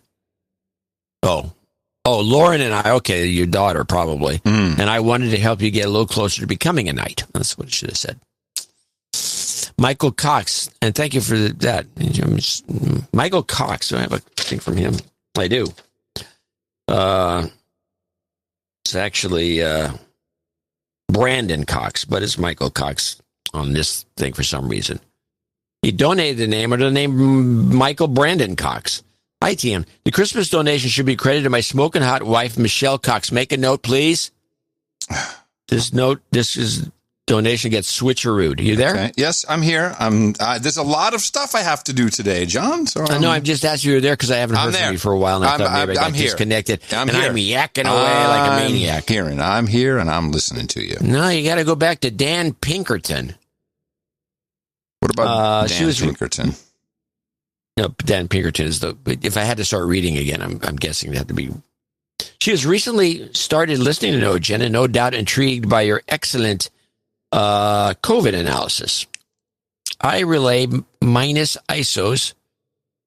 I relay minus ISOs over the frequent whining and crying of our. They listen over the frequent whining and crying of our 3-year-old and 3-month-old human resources. John, if you can keep the wine tips coming, Michelle will be a listener for life, especially for cabs. Call her a cab. Merry Christmas and Happy New Year. Can I get a karma from my wife as she starts back to work from the harder work of maternity leave? Yes, we can do that. You can. You've got karma. And that's the end of our lengthy list. I want to thank all these people, 28 of them, for contributing to this show 1306, making it possible. And it's especially important because we really... Normally, in most normal years, we get very little Christmas donations and then many times we used to take it off for that reason. But have we ever really? I don't think we've ever. Have we really taken Christmas off? I don't think so. Yeah, a couple times. Really? Yeah, over the 13 years. Yeah. At least once I can remember. So there's a couple of things that would need to be addressed. It's when it fell right on Christmas. When you're doing something for your husband, I'm looking at you, Frauke. Make sure you tell us your husband's name so we can congratulate somebody becoming surrealist. Mr. Frauke. Yeah. Then also there was something that came in way down below, which I think got missed. This is from Ivo Velten in Arnhem, the Netherlands. Hey, Adam and John, PayPal's transaction history doesn't go back more than 7 years. Who knows? But I believe that with this donation of $12.34 and the upcoming monthly 1111, I'll reach knighthood in 2020. Can't think of any better way to end this eventful year. So I think this was missed because of where it came in, but he wants to be knighted Sir Ivo Knight of the Veluwezoom, and I'm pretty sure that he made that. This is someone who's been doing 1111s or 12.34 for a long, long time. So you do it for years and years, and it catches up to you. Yeah, it's fantastic. So he goes on the list. He's on the list. I've got you listed, and he wanted a foamer, a boogity, and some jobs karma. So we'll do that for you. No problem.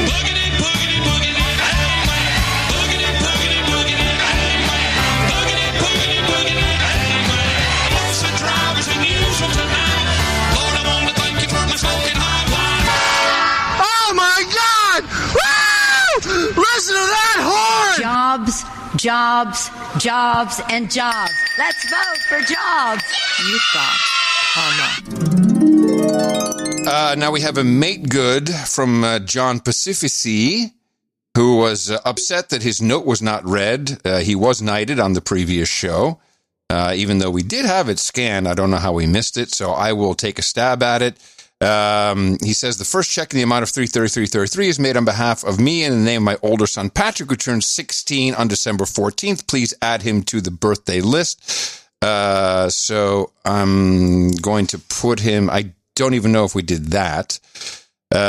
He's on his way to his own knighthood. I've been unknowingly hitting him and his brother in the mouth almost every school day for years, and I was pleasantly surprised one day when we went for a drive and he asked indignantly why the No Agenda show wasn't playing. We now listen together all the time, and many jingles have taken permanent residence in our household vocabulary. China is asshole is a particular favorite. Given their newfound interest in all things No Agenda, I recently dug out episode 420 to play the donation segment for them. All right, Dad. And their reaction to hearing my name and letter being read was to go absolutely bananas with excitement. You'd have thought I'd done something like played out with Guns N' Roses. Yeah, I used to hang out with those guys, no big deal. No, I knew at that moment that making a donation to the show in Patrick's name would be the perfect birthday present. So he's excited and honored to be called out as a douchebag, followed by getting de-douched. You've been de-douched. And finally, for his birthday, he'd like a China is asshole. Sorry, I hadn't had that all set up. China's asshole, and what else does he want? Followed by the dueling Biden and Trump triple. It's wrong, it's true. Oh, God. I don't have those with me today. I'm going to have to owe you that one. And the second check is a long overdue $133.33 from me and signifies my renewed commitment to support the show more consistently, inspired by my sons. The deep bond that has grown amongst us over our shared love of the No Agenda show demands that I get my head out of my ass and make my own knighthood an urgent priority. I've been extremely fortunate to have been able to keep working amidst all the shutdown insanity. Therefore, I plan to begin toiling towards this goal, or if I'm lucky enough to receive a holiday bonus, I will use it to cover the remaining ground to knighthood in one fell swoop, all of them. Please give karma to any listeners who need it, and thank you very much for your courage. You two are truly doing a great public service. You are, I dare say, an actual national treasure in the best sense of the word. China is asshole! You've got karma. And I have a... Yes? Well, I have a make good to read. Okay. This is from Eric. Sir Eric is naked. I started sending Christmas cards again after a long hiatus. And by the way, we got a lot of Christmas cards, and I think these Christmas cards are coming back into vogue. I got tons. I wanted to thank a couple people. I got lots of beautiful cards. I think you got one from Eric. Might have. Let me see. I saw it fitting, and I sent you and Adam cards. My note to both you and Adam, along with a hundo each, are included in the cards. Apologies for the scribbling penmanship. I was day drinking hard that day. Good work. Keeping it short, can I just request a Yoko scream, 2 to the head, and dealer's choice job karma? Yoko. It's the same as it's the same, exact same as the goat scream, right? No, none of this is exactly the same. Oh, I thought the goat scream was Yoko. Well, yeah, but that's not exactly what he wants. He just wants this.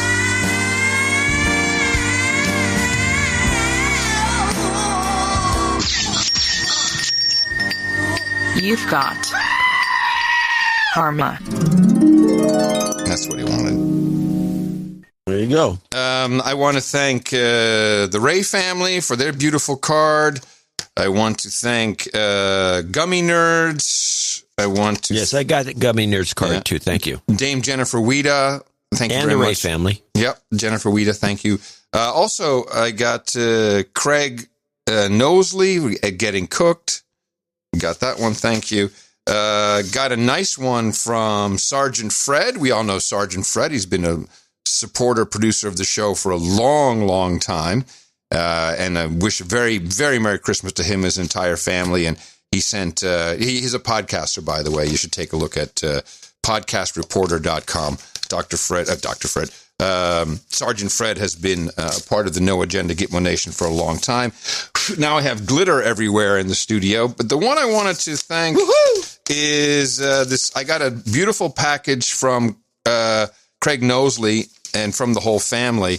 It's really, apparently there's a Dutch store near them, so he got me yes, clog magnets from that go on the fridge. Now, did you get the Dutch licorice? I got two different packages of Dutch licorice. Now, which ones did you get? Which ones did you get? I got the one that's a hard candy. Yeah, what's the name? It's the same that he got you. I'm sure they're exactly the same. Okay, so did you get the honingdrop, which is the beehives, the honey? And did you get I did not get the beehives. Did you get the school chalk? That's my favorite. No, you probably didn't. So no, I did that licorice, the little white things with licorice inside. Yeah, the white ones that look like chalk. Okay, that is delicious. The other stuff is inedible. The school chalk is I already ate it all. It's like crack. It's salmiak, whatever. Yeah, you got to be careful. You'll just eat it all. No, I ate it all. It's done. The hard candy licorice is inedible. Jay tried it. I tried it. I've never had a hard candy that's ammoniated. I wonder which. I'd like to know which one it is. What the name? I have the package. I'll scan the package. I still kept the thing just to bitch about it. No, that's very good. It's inedible. It's ammoniated candy. I've never had anything like this. It's the worst stuff ever. I'm sorry, but I had to throw it out. Thank you very much to our executive producers and associate executive producers of episode 1306 of the best podcast in the universe. It is our Christmas special. We really appreciate being able to thank all of you, the well wishes, the cards, the drawings, the sentiment in general, and just for being our companions too. John and I, obviously we're at each other's throats all the time, so it's nice to have other people in the room with us who send love and good cheer and good thoughts, and it's been a crazy year. We'll have more wrap up at the end of it. And of course, we have the darkest days ahead of us. So a lot more great stuff to celebrate with the best podcast in the universe. Thank you. These credits are real. Please mention that it is for the Christmas episode if anyone questions you on it. And if you need any vouching, we are here for you. We won't stand for that. These are real credits. If you'd like to participate in this grand experiment, help us for our next program as we move towards 2021, please go to our website, Dvorak.org/NA. And we thank you for your time, your talent, and your treasure, the 3 T's of the value for value model. Our formula is this. We go out, we hit people in the mouth.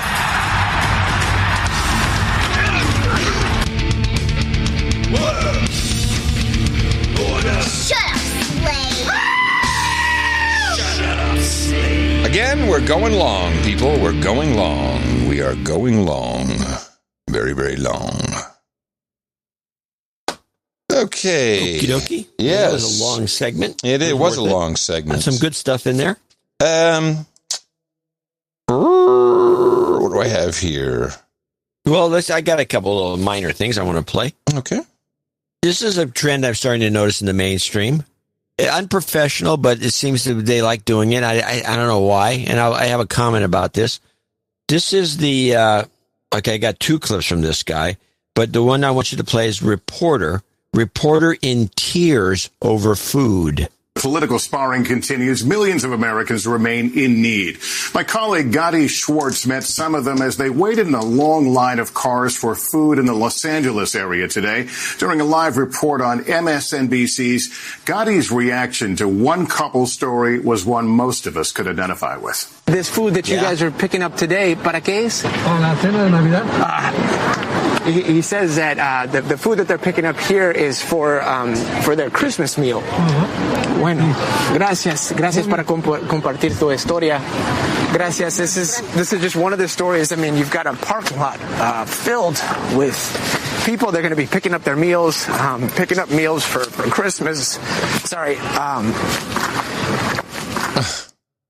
Yeah, it's you guys in tears. It's horrible to see, of course. If you see people at the food banks, yes. But I'm just talking about the reporting, and I'm gonna.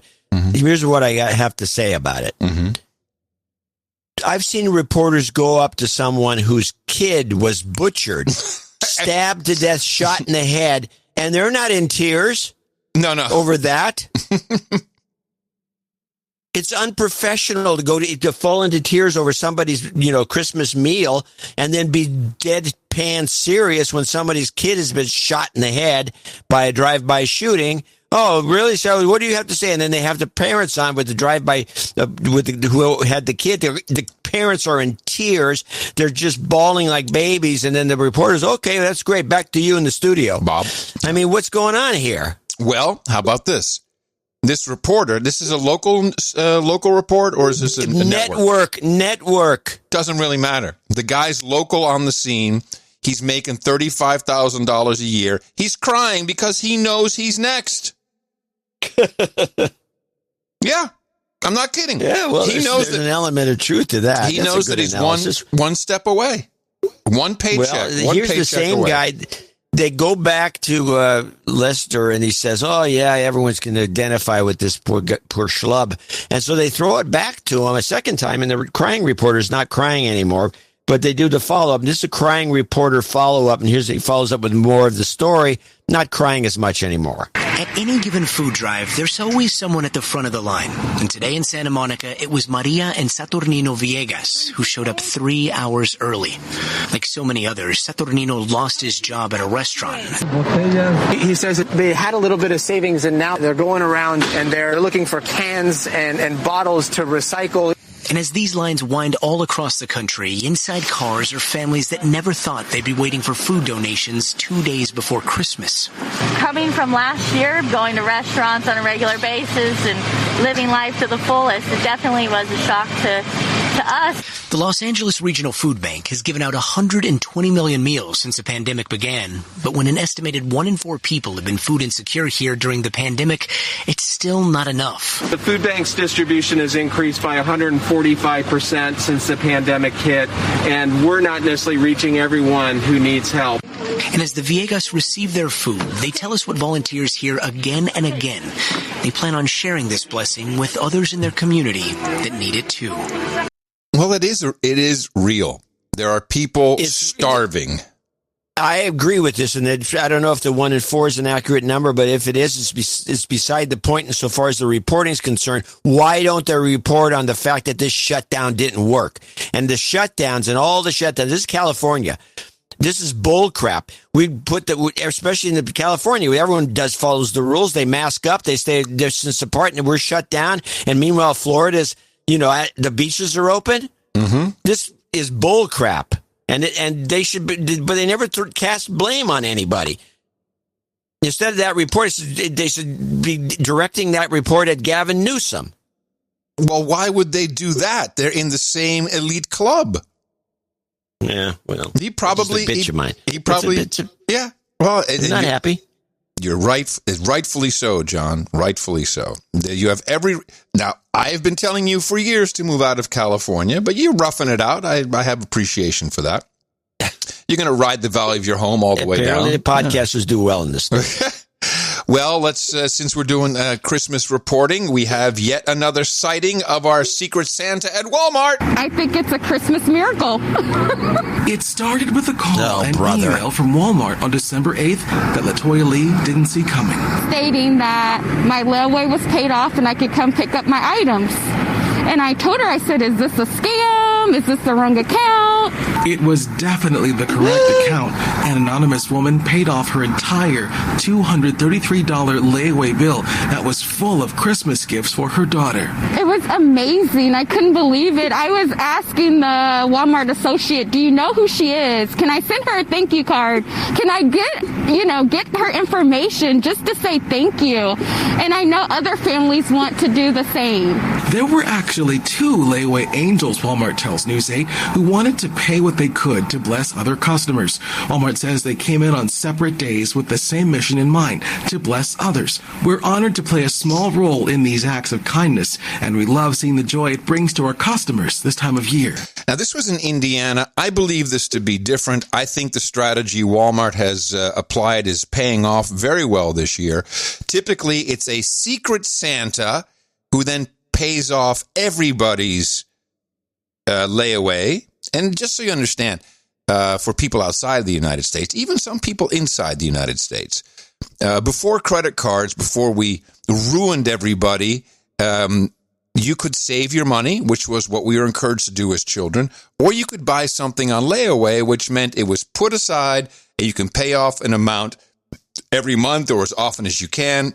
So when you get to the time when you want it, you can kind of plan your payments. It was still kind of a reverse saving, but you're basically saving up to get the product. This is not the way of the world anymore. We have to have Credit Karma and Credit Goo and credit up your butt and everything to you get your points and you're doing great. You improve your score. We'll give you more credit, more loans. That's where they want you.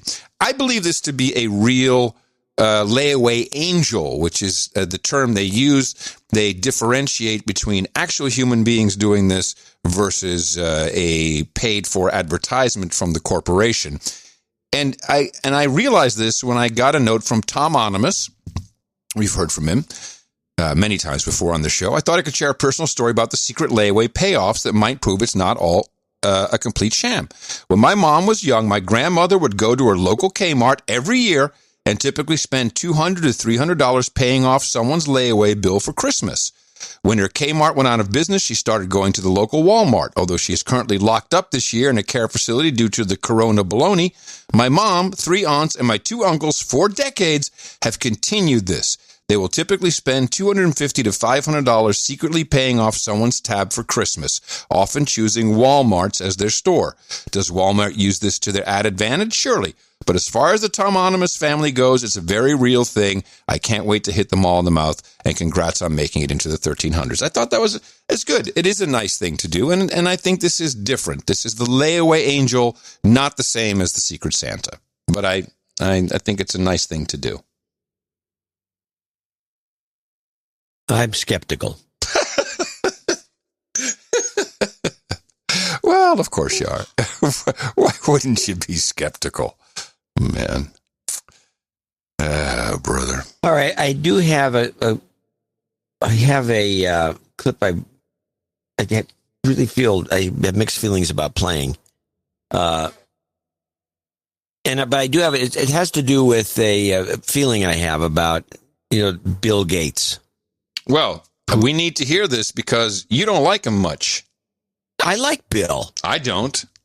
Well, you're the one that doesn't like him. That's correct. But I don't like what he's doing, and I don't like the fact that he's setting himself up for some issues. I mean, he's maybe getting himself into trouble because he is, and he doesn't know this because he doesn't pay attention to anything outside of, whatever, the high-end meetings he's constantly in, lording it over the WHO and whatever. Mm-hmm. But the kind of hate that is being generated targeting him is much worse than it was when he got pied. If you recall. Oh, my goodness. This is such a long time ago. Yes. I believe it was 20 years ago. Yeah, but this is before he had the Gavi and the foundation and before he was Dr. Bill. This is before his medical education. Yes, before he got his MD. His MD, yes. His BSMD. Well, people now can. I mean, okay. Before you play whatever you're going to play, throughout this pandemic, we have seen nothing but hate for Bill Gates. He's evil. It's the Bill Gates vaccine. His fingerprints are all over this. He is no doubt despised by millions at this point, let alone the children all around the world who were killed from some of his vaccine trials, which didn't turn out that well. Allegedly. So allegedly. So I think he's putting himself at risk because I remember that era of the pieing when he got pied. He got solidly pied. And what by was this that for? guy. It was pieing everybody. Was that because of the anti-competitive nature of the browser? Yeah, probably. The guy like was that? pieing. This is a very famous pie guy that was pieing and pieing and pieing. If somebody sued him, he stopped pieing people. But he was doing it at every chance he could. And Bill was out and about. I mean, you could see Bill. He'd take a bus. He'd take a cab. He was just. He wasn't cloistered. He used to fly. He used to fly coach. Yeah, that was something that was sham. That was a big story. Where Microsoft. When he was still at Microsoft, he was rumored to be flying coach, so everyone else would. I have the story behind that story because I ran into him on a plane once. Oh. And in first class, no doubt. He was in first class, but he bought a coach ticket because at the time he would not take limos. He didn't buy. He would take cabs. He'd do all these things, and he always flew coach. He did. He flew coach, but as soon as Bill Gates came on board any flight, they moved him into first class. They bumped somebody out of first class to get him up there. They didn't want Bill in coach. So he flew coach, kind of. He bought coach tickets and flew first class. So that was a scam of a story. I mean, maybe he flew a few times in coach before somebody got a clue. But this situation, because he was pretty available, easy to bump into. You'd see him all the time before he got pied. Once he got pied, he got some security guys. And I was at some event once. This was, again, in that time frame, some time after. And he had security guys with him. The guys were talking to their, into their little lapel. Hey, what are you doing? And he became cloistered and he became less and less available. And I think he's so cloistered that he doesn't realize the kind of hate that's being generated toward him. I mean, he's putting himself at extreme risk from some nutball that's going to maybe go after him. And he doesn't even know it. I think he's totally clueless. But let's just listen to what David Icke has to say about Bill Gates and tell me that, this is part of the problem. These events that are happening now are not about money. Do we get richer? That's a byproduct, and these people are so greedy. Of course, they love all that stuff. But it's if you go to the core of the core, it's all about control. So you have this global web, and with a spider at the center, this inner core. And if you go to davidicke.com, I've done a 16-minute animated film explaining how all this works and how through this they pulled off the pandemic. It's simpler than people think would be possible. And so you have a series of people, front people, Elon Musk's another one, who are cover stories for bringing technology and other things and funding woke organizations like BLM, which Soros does. They appear to be individual philanthropy and business at work, but actually they're just front people for this web, and they do what the web tells them. And so Gates, funnily enough, I wrote 85% of the answer, which I started last October, before all the lockdowns kicked in. In that first 85% of the book, where I was pointing out what the plan is, well, and then in this period since, what I said was the plan is kind of unfolded at a rate of knots. But the reason I mention this is that Bill Gates gets many mentions in the first 85% of the book, including these vaccine connections, before any of this lockdown kicked in, and he became, Mr. Health Policy, because he funds loads of things, not least Common Core education in America to program kids. Everywhere you look, he funds the media, which then interview him with softball questions. It's everywhere, Gates money. Well, this is not news. No, but it's the way he treats Gates in the second clip, which is just like, if you're going to start demonizing people to this extreme, the person's at risk. And my point is that I don't think Bill knows this. And just listen to this part of it. But his prime role, among his others, for this cult is to front up control of health policy and vaccinate the world. And so he stepped down from Microsoft in March because he knew what was coming. That's why he was predicting, there's a pandemic coming. Yeah, because you bloody know. Because you're orchestrating it with others. So he's a super psychopath. I mean, you have to have no empathy and no compassion in your entire being to create the catastrophe for human life that he has, knowing that that's what he's doing and that's what the outcome's going to be, because that's what he wants the outcome to going to be. I mean, this man is. I wouldn't even describe him as human if you use the term humanity in being human. Human traits. I wouldn't describe him even human, because he doesn't have any of those traits. And his job is to control the World Health Organization. He controls Tedros. He was the one that had him appointed, of course. And from this central point, he's controlling global health policy. This is not new from Ike. This is part of his overall. No, I know. This is a new presentation by him. Let me finish. I'm not against it. I'm actually all in. I'm not all in on Elon in that way. I think he's more a tool of the military-industrial complex, who's just letting him go, and lots of money somehow gets into pumping that stock beyond your wildest dreams. That's unbelievable. I mean, way beyond anything. The only thing that would make sense for the success that Elon has is that he and others know that there's some free energy out there that will create electricity. Gates. So Gates. This guy has been a thorn in people's side for a long time. The Common Core was outrageous, and everyone all of a sudden was Dr. Bill the Educator. Now, I mean, it is part of some system that is definitely rooted in controlling the population. And Bill Gates is just an idiot savant. I mean, I think that it'd be easy to control him. That's what Melinda's there for. I mean, you yourself agree with this. She's the handler. She's the one that's controlling him. He's just a little puppet, really. He's a sad man who can program pretty well, but not that great. Well, the problem I have with this, and the point of these clips is not to bitch and moan about Gates one way or the other, is that when you start dehumanizing somebody to call them not human, this is what the Nazis did to the Jews. This is what the American settlers did to the American Indians. This kind of thing gets you killed. Yeah.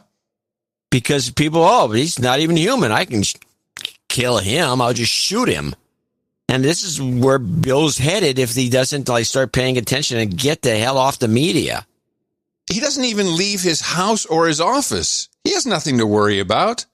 He does get out of the house, and he's floating around these big meetings with all these hotshots. He got pied. Got to remember that. He knows he's susceptible, but he's kind of lost his way. And I don't think he's at home. I think he's not at home most of the time. I'm just saying, if something weird happens and we hear about this assassination, you can blame all these guys who are promoting this kind of idea.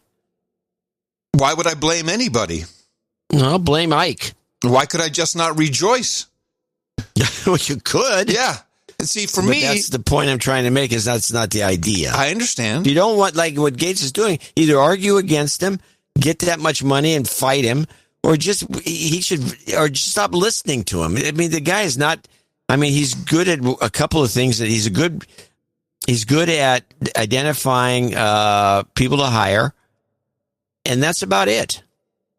Well, this is an interesting defense or pre-defense you have of Bill. I mean, clearly you like the guy or something, because I really couldn't care less. I think he's evil. I won't dehumanize him. He has a heartbeat, but we're not even sure of that. So, no, I think that the people who I'd like to... No, I stated my position. I'm not going to make an argument with you. No, but I'm allowed to say whatever I want. You can say whatever you want. You're not the boss of me. But I'm just saying, I'm not here to argue about it. I'm just here to state my position. Got it. And I was continuing. You keep interrupting me. The people that I know. I'm not interrupting you. When do I ever interrupt? I have never interrupted you in this entire 14 years. So people also from Seattle who should be held to account at the local level, and then we can deal with the Gates of the world, who are clearly out for control, and yes, I think are the problem. Here's the president of the Seattle City Council, about the defunding the police that they've set in. And here's the reasoning. I just want you to understand Bill Gates' fellow Seattleites, how they're thinking up there, and give you an idea of how Bill Gates, what he has in his head. I would have wanted to see something happen faster and more, and be bigger.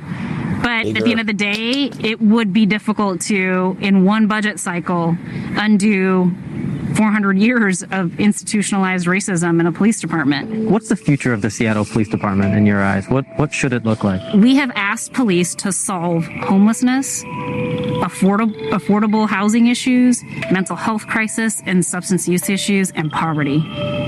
And that is not the solution. Policing is not the solution to those issues. And so we need to, with the scalpel approach, begin the process of taking those duties and tasks away from the policing system and put them into the proper systems that have been getting defunded for years now. So now it's time to flip that script. This young lady should take a trip and go on a couple of runs with the police at night and see what it's really like, what they're doing. And she feels that all they're doing is that list of things that they've been asked to do, which to me shows a clear failing of the city council and the city itself. And here's the strategy. What we ended up looking at as a strategy is first and foremost, how can we prevent the police department from continuing to grow?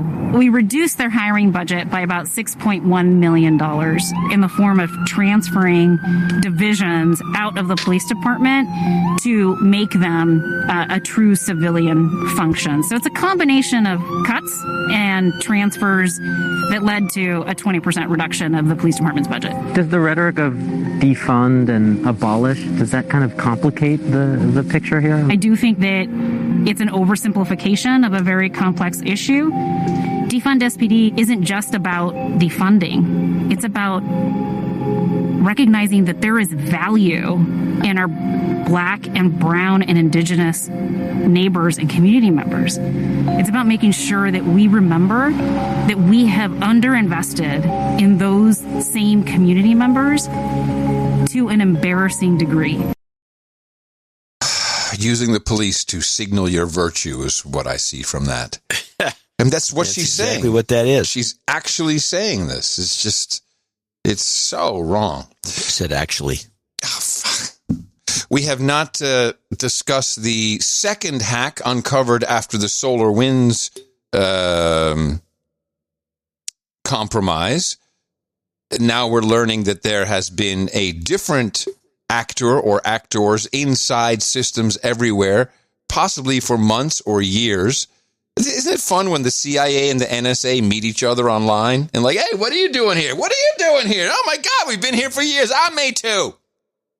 This is like the time where you get the DEA and the local police to have a shootout against each other. It's so obvious what is going on here. But to really understand it, once again, we go to Joe Biden's holiday message. The truth is this. The Trump administration failed to prioritize cybersecurity. It did that from eliminating or downgrading cyber coordinators in both the White House and at the State Department, to firing the director of Cyberspace and Infrastructure Security Agency, to President Trump's irrational downplaying of the seriousness of this attack. Enough's enough. In an age when so much of our lives are conducted online, cyber attacks must be treated as a serious threat by our leadership at the highest levels. We can't let this go unanswered. That means making clear and publicly who is responsible for the attack and taking meaningful steps to hold them in account. Wait for it. Initial indications, including from Secretary Pompeo, Secretary of State, and Attorney General William Barr, suggest that Russia is responsible for this breach. It certainly fits Russia's long history of reckless, disruptive cyber activities. But the Trump administration needs to make an official attribution. This assault happened on Donald Trump's watch when he wasn't watching. It's still his responsibility as president to defend American interests for the next 4 weeks. But rest assured that even if he does not take it seriously, I will. Merry Merry Christmas, everybody. His whole holiday message filled with horrible things. And it's Russia. It's Russia. This guy's going to be the worst. It's Russia. Nah. You know, there's a reason why Kamala Harris is taking the COVID shot a week later. I'm going to see if this guy if we can get him to kick the bucket. It's still possible he might get ill any day now. Any day now. Well, he's acting ill. Man, you see him only a year ago. It's so different. Just a small year ago, it really went downhill fast with him. Yeah, it's true. It's true. Let's see. We do have another break. We got some knightings. We got other things to some administrative. We got a lot of knightings. We do have a lot of knightings and birthdays. I did want to play one quick one. This came from America Thought Leaders. I always like listening to that podcast. This is Bill Gertz. He's a China analyst. We haven't bitched much about the CCP today. He has been looking through the CCP database. The one that is released has now been translated, and he has some thoughts on it. Well, first of all, there's 93 million people in the Chinese Communist Party, so this is a relatively small percentage of their party membership. But I think what's significant is that it will allow people, researchers, investigative reporters like myself, to begin to trace some of the patterns of employment and penetrations by these places that then can be used to go and analyze how other sectors that we don't have lists for are penetrated by Chinese officials. I think that it will also help to really expose the corruption within China, because a lot of the so-called princelings, the offspring of top party officials, they not only come to the United States, they park their money here, they send their children here to universities, they drive around in Lamborghinis, and some of them even manage to get U.S. passports. Man, this is going to be so good. We know what to look for, and China Joe is just going to let it all happen. We can just see those princelings driving the Lambos around downtown Austin. They're coming. You'll see it. Yeah. Do they? Now, this must be a thing in San Francisco. The princelings, is that what they call them? Princelings? No, this is mostly an LA thing. Of course. Why would they hang out in San Francisco? Yeah, makes no sense. Crazy. Beverly Hills. Before we take our value for value break, which is how we like to run the show, I've been keeping my eye on Spotify and how they're progressing, trying to get you to convert to listen to podcasting on their platform exclusively. And I think the writing's on the wall. This is not working out well. And I want your opinion as a media analyst. 2 stories. Story number 1, this is the first big announcement I've seen of a year-long partnership. It's being billed as a partnership. I think it would be better to call it a advertising deal for the Joe Rogan show. Now, you tell me if this is have you heard of any announcements about big advertisers for the Rogan show? Have you read anything about that? I read the trades. No. Well, big announcement. CBDMD signed a 1-year partnership with them. This has been an existing sponsor. And so they have, this is the first big sponsorship that has been announced. But they already were sponsored? And they were already paying the foot in the bill? They were already a sponsor. So on board. They came over. And also, wouldn't you want like a car brand or a big... Oh, yeah, Ford. You want something big? Even Leo got Ford for a while. I mean, and I mean, hey, we've got lavenderblossoms.org. I mean, we get as good as Ford deal. As far as I'm concerned. Big deal. Yeah, we got a CBD sponsor, although he's not a sponsor. I just thought that was an odd first announcement, unless I missed one. But probably more concerning is this full article about Spotify's ambition to become your most preferred audio habit. That's the title. Who wrote this piece of the India Times? That tells you enough. That's the India Times does have some pretty good articles. Yeah. You know, they're probably, generally speaking, better than the New York Times. But this is what I've been saying is that I don't see how Spotify is going to to convert their existing music app listeners into podcast app listeners. I think it's going to be hard for them. I think they will have to use the open infrastructure. We'll see. But considering our history and our history with Ron Bloom at Podshow and Mevio, tell me that when you hear the following term, that something is not doomed to fail. I want to read the whole sentence because I think you'll love this. Yes. So about 30% of the consumption on Spotify comes from editorial and algorithmic recommendation. So they're trying to say to people, oh, you like listening to this song, you'll love this podcast. And they're calling it algotorials. Oh, tell me that isn't the kiss of death right there. That is totally the kiss. It's the kiss of ridicule in that. I mean, that's in their most term. instances, at least it's something we've heard before, like edutorial or advert, something or other. But this is off the scales. This is a Bloomism that is destined to fail. It is a Bloomism. Algotorial. I saw that, and when I'm like, okay, this is not. It's great. It's not going to work out. I've been a part of many of these types of terms. Has anyone ever succeeded that you can recall? No. Edutainment. It might work in a Hollywood meeting when you're trying to pitch something, but that's about it. But we wish them well, of course, and we wish them a very Merry Christmas, everybody over there in the Social Justice Army. I'm going to show my support by donating to No Agenda. Imagine all the people who could do that. Oh yeah, that'd be fab. Yeah, on No Agenda in the morning. Speaking of the devil, there he is. Indeed. The devil?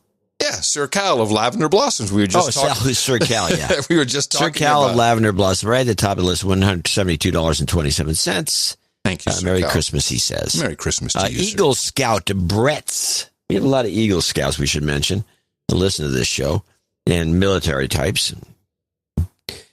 Eagle Scout Brett in Monterey, California, 169.69. Hold on. This is important. Adam and John have been a regular listener for 4 years. I am donating today due to a serious situation. My sister-in-law, Larkin, who I hit in the mouth, is going to call me out as a douchebag. Please de-douche me. Yes. You've been de-douched. Well, Eagle Scout Brett, surprising that you hadn't supported us 4 years. It took your sister-in-law. Oh, very nice. Yeah, I'd say. Ian Field, Eastleigh, New Hampshire, Great Britain, $100. Sir Chris of Carmel by the Sea, didn't he just donate? Please add the lovely Dame Kristen to the birthday list for her husband, Sir Chris of Carmel by the Sea. You bet. She comes 29.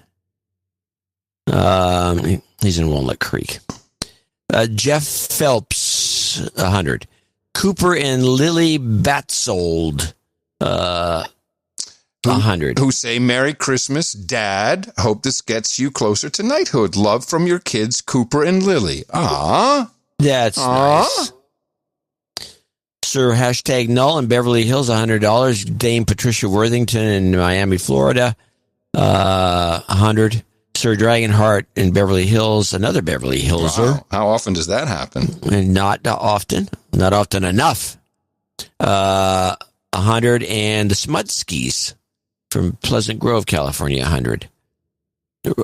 They all sent in notes, and I don't have them handy necessarily. I do have them somewhere, but we have so many people today to thank that I'm going to we'll look the notes over later, or you can look them over, Adam, while I'm doing the rest. Ridzert Souverain. Okay. There's no way that's his name. No. Meppel. Yeah, Holland. Ritzert Souverain. Yeah, it's for Ritzert Souverain. This is for his smoking hot girlfriend, Doreen Padding, who's celebrating her 33rd trip tomorrow. She's on the list. Yes, she is. Gabe Shabazian in San Francisco, California. Sounds like an Armenian to me. $79.99. Sir Paul Elvis in Toronto, Ontario, 7833. Sir Jimmy was right. Okay, he needs to give him a de-douching. All right. You've been de-douched. William Elliott in Hawaii, 75. Sir Rick in Arlington, Washington, 6969. Or, I'm sorry, 6996. He always likes to do that. Thomas Beard in Tilburg, Netherlands, 6940. That's for his smoking hot, lovely wife, Jacko, who turns 40 on Christmas Day. Hip hip hurrah. You got it. Oh, wait. No, wait a minute. My lovely smoking hot wife, Jocko. Oh, yeah, it is Jocko. Okay. Yeah, got it. Sir Brian, White Knight in the Rainbow Nation, Houston, Texas, 6225. Another happy birthday shout out. 62. Coming up. David Forbes in Shakopee, Minnesota, 6006. Jeff Kett, I guess. Parts unknown, 5678. Sir Abundance of Caution in Maitland, Florida, 56. $56 for 5,600 pages of BS, he writes. Nicole Gilbert, she also sent a note and saying, do not mention my I guess it's her boyfriend, smoking hot boyfriend's last name. That's because she donated $55.55 and asked for a de-douching for her smoking hot boyfriend, Christopher. You've been de-douched. This is his Christmas gift for 2020. That's nice. Okay. Beautiful. She used to make six figures as a DJ. Yeah. Now she survives off measly weekly government crumbs in FEMA Zone 2. Yeah, there's not much DJing going on anymore, sadly. Let me read this more of this. Thank God my boyfriend discovered no agenda when Adam was on JR. Now we eagerly await each episode by singing your jingles with joy and animation. You guys are starting to rethink things. Sir Robert of Sous Vide in Holland, Pennsylvania, 5510. Sean DeSantis in Fort Pierce, Florida, 5510. Matthew Golian in Des Plaines, Illinois, 5510. Sir Brian Massey, Baron of the Connecticut River Valley, 5510 in West Hartford. Sir J-Boy in Aldie, Virginia, 5280. Nick Wagenfeller in Havre de Grace in Maryland. Mm-hmm. Hi, guys, 5150. Megan Carlota Purdy in Galloway, Ohio. It's for her dad's Christmas gift, Rick. Mm. He's a huge fan of the show. Nice. And yeah, you can apply it to his knighthood. So, of course. Thanks, Megan, for doing that for your dad. Your dad, Rick Carlotta. Rick Carlotta. Natasha Holler in Portland, Oregon, $50.25. Forrest Martin, 50.05. Sir Andrew Benz in Imperial, Missouri, 50.05. And the following people are $50 donors, name and location if applicable. John Lawrence, unknown. Lucas Deaton in Dayton, Ohio. Todd Grubb in Capac, Minnesota. Sir Patrick Maycom in New York City. Jesus Allen in Austin, Texas. Matthew Grice, Andy Nowley, parts unknown. Michael Marmino in Cynthiana, Kentucky. Paul Contrimas in Westwood, Massachusetts. Alexa Delgado in Aptos, California. Sir Daniel LeBoy in Bath, Michigan. Julian Robbins in Aptos, another Aptos dweller in Aptos. You two should get together. Two people. There's only 10 people live in that town. He's smashing it. Sir Richard Hufford in Tempe, Arizona. And last, Kevin Silverman in Severn, Maryland. I want to thank these folks for making show 1306 possible. And Merry Christmas to all of you. Thank you for the donations, for the beautiful notes, for the P.O. Box stuff. I didn't get to half of it. The cards, some of the gifts. It's really heartwarming. Very, very appreciated. And just knowing that y'all have been with us throughout this, many of you for over a decade, some of you just since the start of this year, but you're part of something big here. You are producing this podcast. That's why it's the best one in the universe. We really appreciate these producers and those who came in under $50. I see a couple of $49.99 today. They definitely want to make sure they were anonymous, but we also have many of those monthly or by show or sometimes even weekly programs. You can start as low as $5. I mean, you can do whatever you want. The whole point of the value for value model is whatever it's worth to you.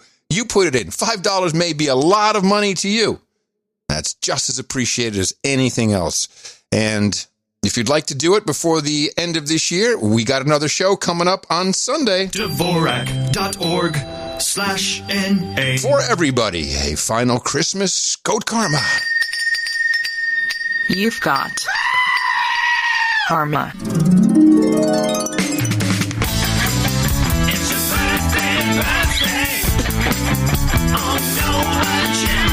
It seems that we've had a lot of people who are celebrating birthdays in the month of November and December, and today is no exception. Sir Brian White Knight in the Rainbow Nation turned 62. Jacob Kitson says happy birthday to hubby Thomas, who turns 36 today. The boys who gay together listen to No Agenda together, or something like that. Sir Chris of Carmel by the Sea, happy birthday to Dame Kristen. She turns 29 today. Ridzert Sovereign, his smoking hot girlfriend Doreen Pudding, 33 tomorrow. Thomas Biard to his smoking hot wife Jocko, a.k.a. Shock, who turns 40 on Christmas Day. We have Sir Robert Smiley saying happy birthday to his wife Debbie, also a Christmas baby, as is Sir Babalucci, who turns 62. Dan Pinkerton will be 54. Joseph Tyler will be 33 on the 26th. And finally, Anonymous says happy birthday to her husband, Brian, a.k.a. Babalucci, who turns 43 on the 27th. Happy birthday from everybody here at the best podcast in the universe. Before you read the next thing, I just thought of something. I think I hit Babalucci twice somehow. Babalucci got in twice. I don't understand. I wonder if our boys in Provincetown that were at the party with Rachel, if everyone was masked up. Which I want to report. Which party with Rachel? They talked about being at a party with Rachel Maddow. Oh, the boys. Gays who know agenda together sure do turn heads at parties, especially when Rachel Maddow is there. And was she there when she was supposedly home with her sick partner? I'm wondering. Now that this just comes to mind. We need gays on the ground. Gays on the ground. Gays on the ground. Bring it, boys. No, seriously. All of a sudden, I can't help but seeing his album cover. I'm going to have to go look at it. It's hilarious. But before we do anything, we need to do a couple of knightings and damings. I need a big Christmas blade from you. Thank you. There's the blade. Oh, Heather Krause. Brittany Truchnick. Babalucci, there he is again. Moose, Tyler Stewart, Brian Martin, Frauke's husband Mark, jump on up here. Dan Pinkerton, Mike, and Ivo Velton. All of you have had contributed $1,000 or more to the No Agenda Show, best podcast in the universe, and therefore I'm very proud to pronounce the KB as Dame Atomic Ginger of Caprock, Dame Brittany of the Swamps, Sir Babalucci, Sir Spike Fork, the Wandering Knight, Sir Ty of God's Flat Earth and Bertaria, Sir B of the New Republic of Florexas, Sir Realist in Full Fooder's Realm, Sir Softail, Knight of the Southwest Sunsets, Sir Mike, Knight of the Blessed Virgin Mary, and Sir Evo, Knight of the Valua Zone. And for you, we have Hookers and Blow, Rent Boys, and Chardonnay. We got some specialties. We got a center cut of the mutton. We've got frog legs and codeine, biscuits and piping hot gravy, drankjesvlees and glühwein, Napoleon cognac and Cubans. And where else would we be without Rubenesque women and rosé, a couple of bong hits and bourbon, or ginger ale and gerbils, and of course the mutton and meat without the center cut because it's already spoken for. That is for you, and this big list. Please go over to noagendanation.com/rings, and Eric the Shill will work very diligently to get you your. In fact, we just put in an order for rings, I think, because we got another shipment to go out. And that will be accompanied with the sealing wax and your official certificate of authenticity signed by yours and Dvorak's truly. And we really appreciate this. Thank you so much. It's great. It's been a crazy-ass year, but this is going to be a fantastic Christmas, and we wish well for all. And you might even want to hang out. No agenda meetups. The party commences or continues on Sunday, the 27th. Holy crap, that's on the show. That will be, as we heard earlier, the Very Fine People meet up in Charlotte, Virginia at 3 o'clock at the Trump Winery. That should be a hoot. Before we round out the year, there will be a December 31st New Year's small amygdala bash. It's the 719 Colorado. Then, let me see, the New Year, January 5th, Friends of Fair and Honest Elections DC meetup. We know about that. That's Sir Ducifer organizing. On the 9th, Bozeman, Montana, bringing in the new year. Also on the 9th, the Houston Raging Super Spreader Luncheon. The NA Local 512 Build Back Better Battle Planning. Got to be a part of that one. And on the 16th, Durham, North Carolina, their Local 919. The 17th, Southwest Florida, pre-inauguration meetup. The 24th in Philly, Local 76. The 30th in Melbourne. And the question will be, is Melbourne really free? That will be down under. Green Bay, Wisconsin, Titletown, Green Bay, to be exact, on the 30th. And the last one we've got on the calendar is February 6th, the Love and Light Winter meetup in Boston, Massachusetts. These are meetups, but can easily be made into protests there where your local regulations require that. Go to noagendaprotest.com or noagendameetups.com. Find one of these meetups near you. You've been locked indoors. You need some human contact. You can get it, and it'll be safe for you. It's a place where there's no triggering, just good laughs, good time, yakking about the show, and it is truly like a party. If you can't find one at noagendameetups.com, please consider making one yourself. noagendameetups.com. Sometimes you want to go hang out with all the nights and days. Bum, bum, bum. You want to be where you won't be. Triggered on hell the same. You want to be where everybody feels the same. Ba-da-ba-da-bum-bum. It's like a party. Mm-hmm. All right. We have not done end of show ISOs yet. We only have one. Okay, what you got? To be on there as ISO. Let me see. Worst day. Worst day yet. I have this one, which I thought might be fun. It's pretty sciencey stuff. Doesn't punch. Forget about it. What is this? You know, I've murdered countless people. You can't even keep track of all of them. Sorry, that's a confession, not an ISO. Didn't mean to. I think worst day is all I've got, really. Worst day yet. Yeah, I like it. Yeah, I think we can do that. I think that'll work. I did have two things. I'm going to save the Chrome developers. We have somebody saying Merry Christmas wouldn't be bad. I don't think we have anyone. It's so unpopular to say Merry Christmas. Yeah. Well, worst day yet, then.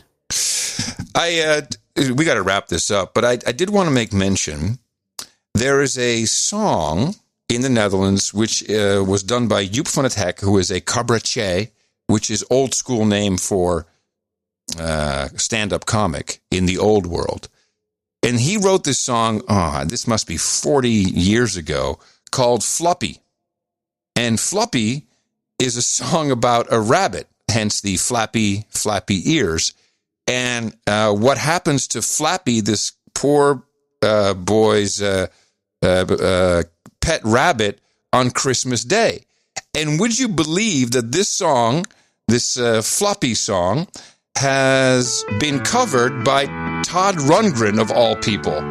And I just want to play a little bit. You can guess how it ends, but it's just so weird to have this old traditional Dutch song, creepy one, covered by Todd Rundgren. It was Christmas morning, 1961. I recall the empty pen where my rabbit bed belonged. And my mother told me, don't go in the shed. And if I just behaved, then I'd get something yummy later on. She also didn't know where Floppy was and said she'd ask my dad, who was busy in the shed. So, you know what happens at the end of the song, right? The rabbit's dead. Yeah, they eat the rabbit for Christmas dinner. Yeah. I can't believe Todd Rundgren covered this. Well, maybe he likes rabbit. No, it's a horrible, sad song. The kid's running all over the place trying to find Flappy. Flappy, and he's not in the shed. Where's Flappy? And then he's on the table. They ate Flappy. Yeah, well, it's kind of a sick. It's not horse sick. It's very sick. I just found it very odd that Todd Rundgren would do that, but maybe that's Todd. Yeah, I met the guy. Seems like pretty normal. No, guy. it's everyone's met Todd Rundgren. He's gotten around. Well, I think he lives around here somewhere. That would Marin. Yeah. Well, ask him about it. I don't think I'll ever see him again. Why do you hate rabbits, man? All right. Well, I don't have really anything upbeat. I could do. I think the only upbeat thing is kind of old. No, it's not upbeat the way NBC presents it. No, let's not do anything. If it's not upbeat, then it's kind of upbeat. It's about the Trump pardons. I had the dead rabbit upbeat. Well, the dead rabbit's hardly upbeat. Let's see, journalists. No, we can put this off to the next show. Easy. All right, I'm calling it. We've been at it for 4 hours and 8 minutes. Too long. Show's too long. A little bit too long. We're done.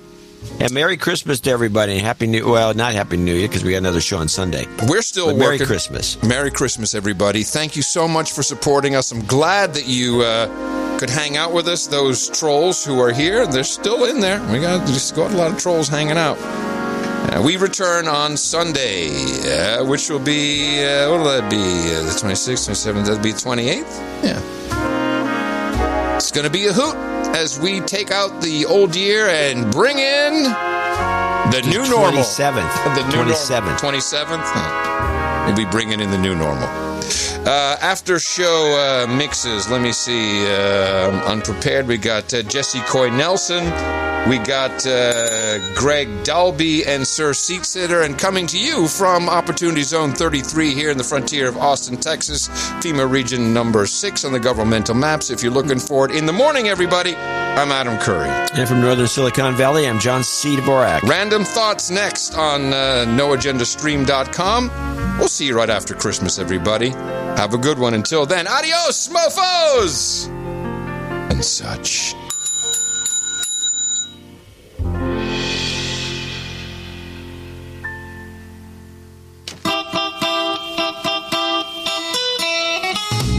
Grandma got run over by Corona because we went to her house Christmas Eve. You can say there's no such thing as COVID, but as for me and Fauci, we believe. She'd been shopping on essentials, and she didn't wear a mask. She said she didn't want that vaccine. It's our fault for not putting her on blast. But we still shamed her at her funeral for her unnecessary death. I'm sure the gunshots didn't help much. We shot her Christmas Eve before we left. Grandma got run over by Corona because we went to her house Christmas Eve. You can say there's no such thing as COVID, but as for me and Fauci, we believe. On the 12th day of Christmas, no agenda gave to me 12 years before extinction. The world is going to end in 12 years if we don't address climate change. We're all gonna die! 11 jingles jingled. Someone's getting cornholed today. Yeah. Oh and her head is gone. This is a bunch of scumbags. Can you see that juice? That's true. Fact check false. 33. That's a magic number. 9 Trump rotations. Narcissist, mean, long ties, insane, tweets too much, small hands, small penis, big red button, criminal. 8 glitches reported. Glitch. 7 Obamas knowing. No. 6 foamers foaming. Oh my God! Yeah, 5 emotional support goats. 4 job commas. Jobs, and jobs. 3 John's chair squeakings. 2 little girlies. Yay! And an owl shopped in dealer's choice. Is this Groundhog Day 2? Ho, ho, ho. Merry Christmas. Adios, mofo. Will Santa still be able to visit me in coronavirus season? What if he can't go to anyone's house or near his reindeer? His level of immunity, he can come down the chimney. His level of immunity, he can come down the chimney. I'm vaccinated Santa Claus. I'm vaccinated Santa Claus. I'm vaccinated Santa Claus. I'm vaccinated Santa Claus. Santa Claus is good to go. I'm vaccinated Santa Claus. I'm vaccinated Santa Claus. Vaccinated Santa Claus. I'm vaccinated Santa Claus. Santa Claus is good to go. Hold on a second. Yes. Did he not vaccinate Mrs. Claus? She doesn't count. He's a misogynist old prick, that guy. Corona, if this is true. From the elves. Nothing about the elves in the elves? workshop. They need a shot? Yeah, they have 2. Everyone gets 2 shots. Santa Claus is good to go.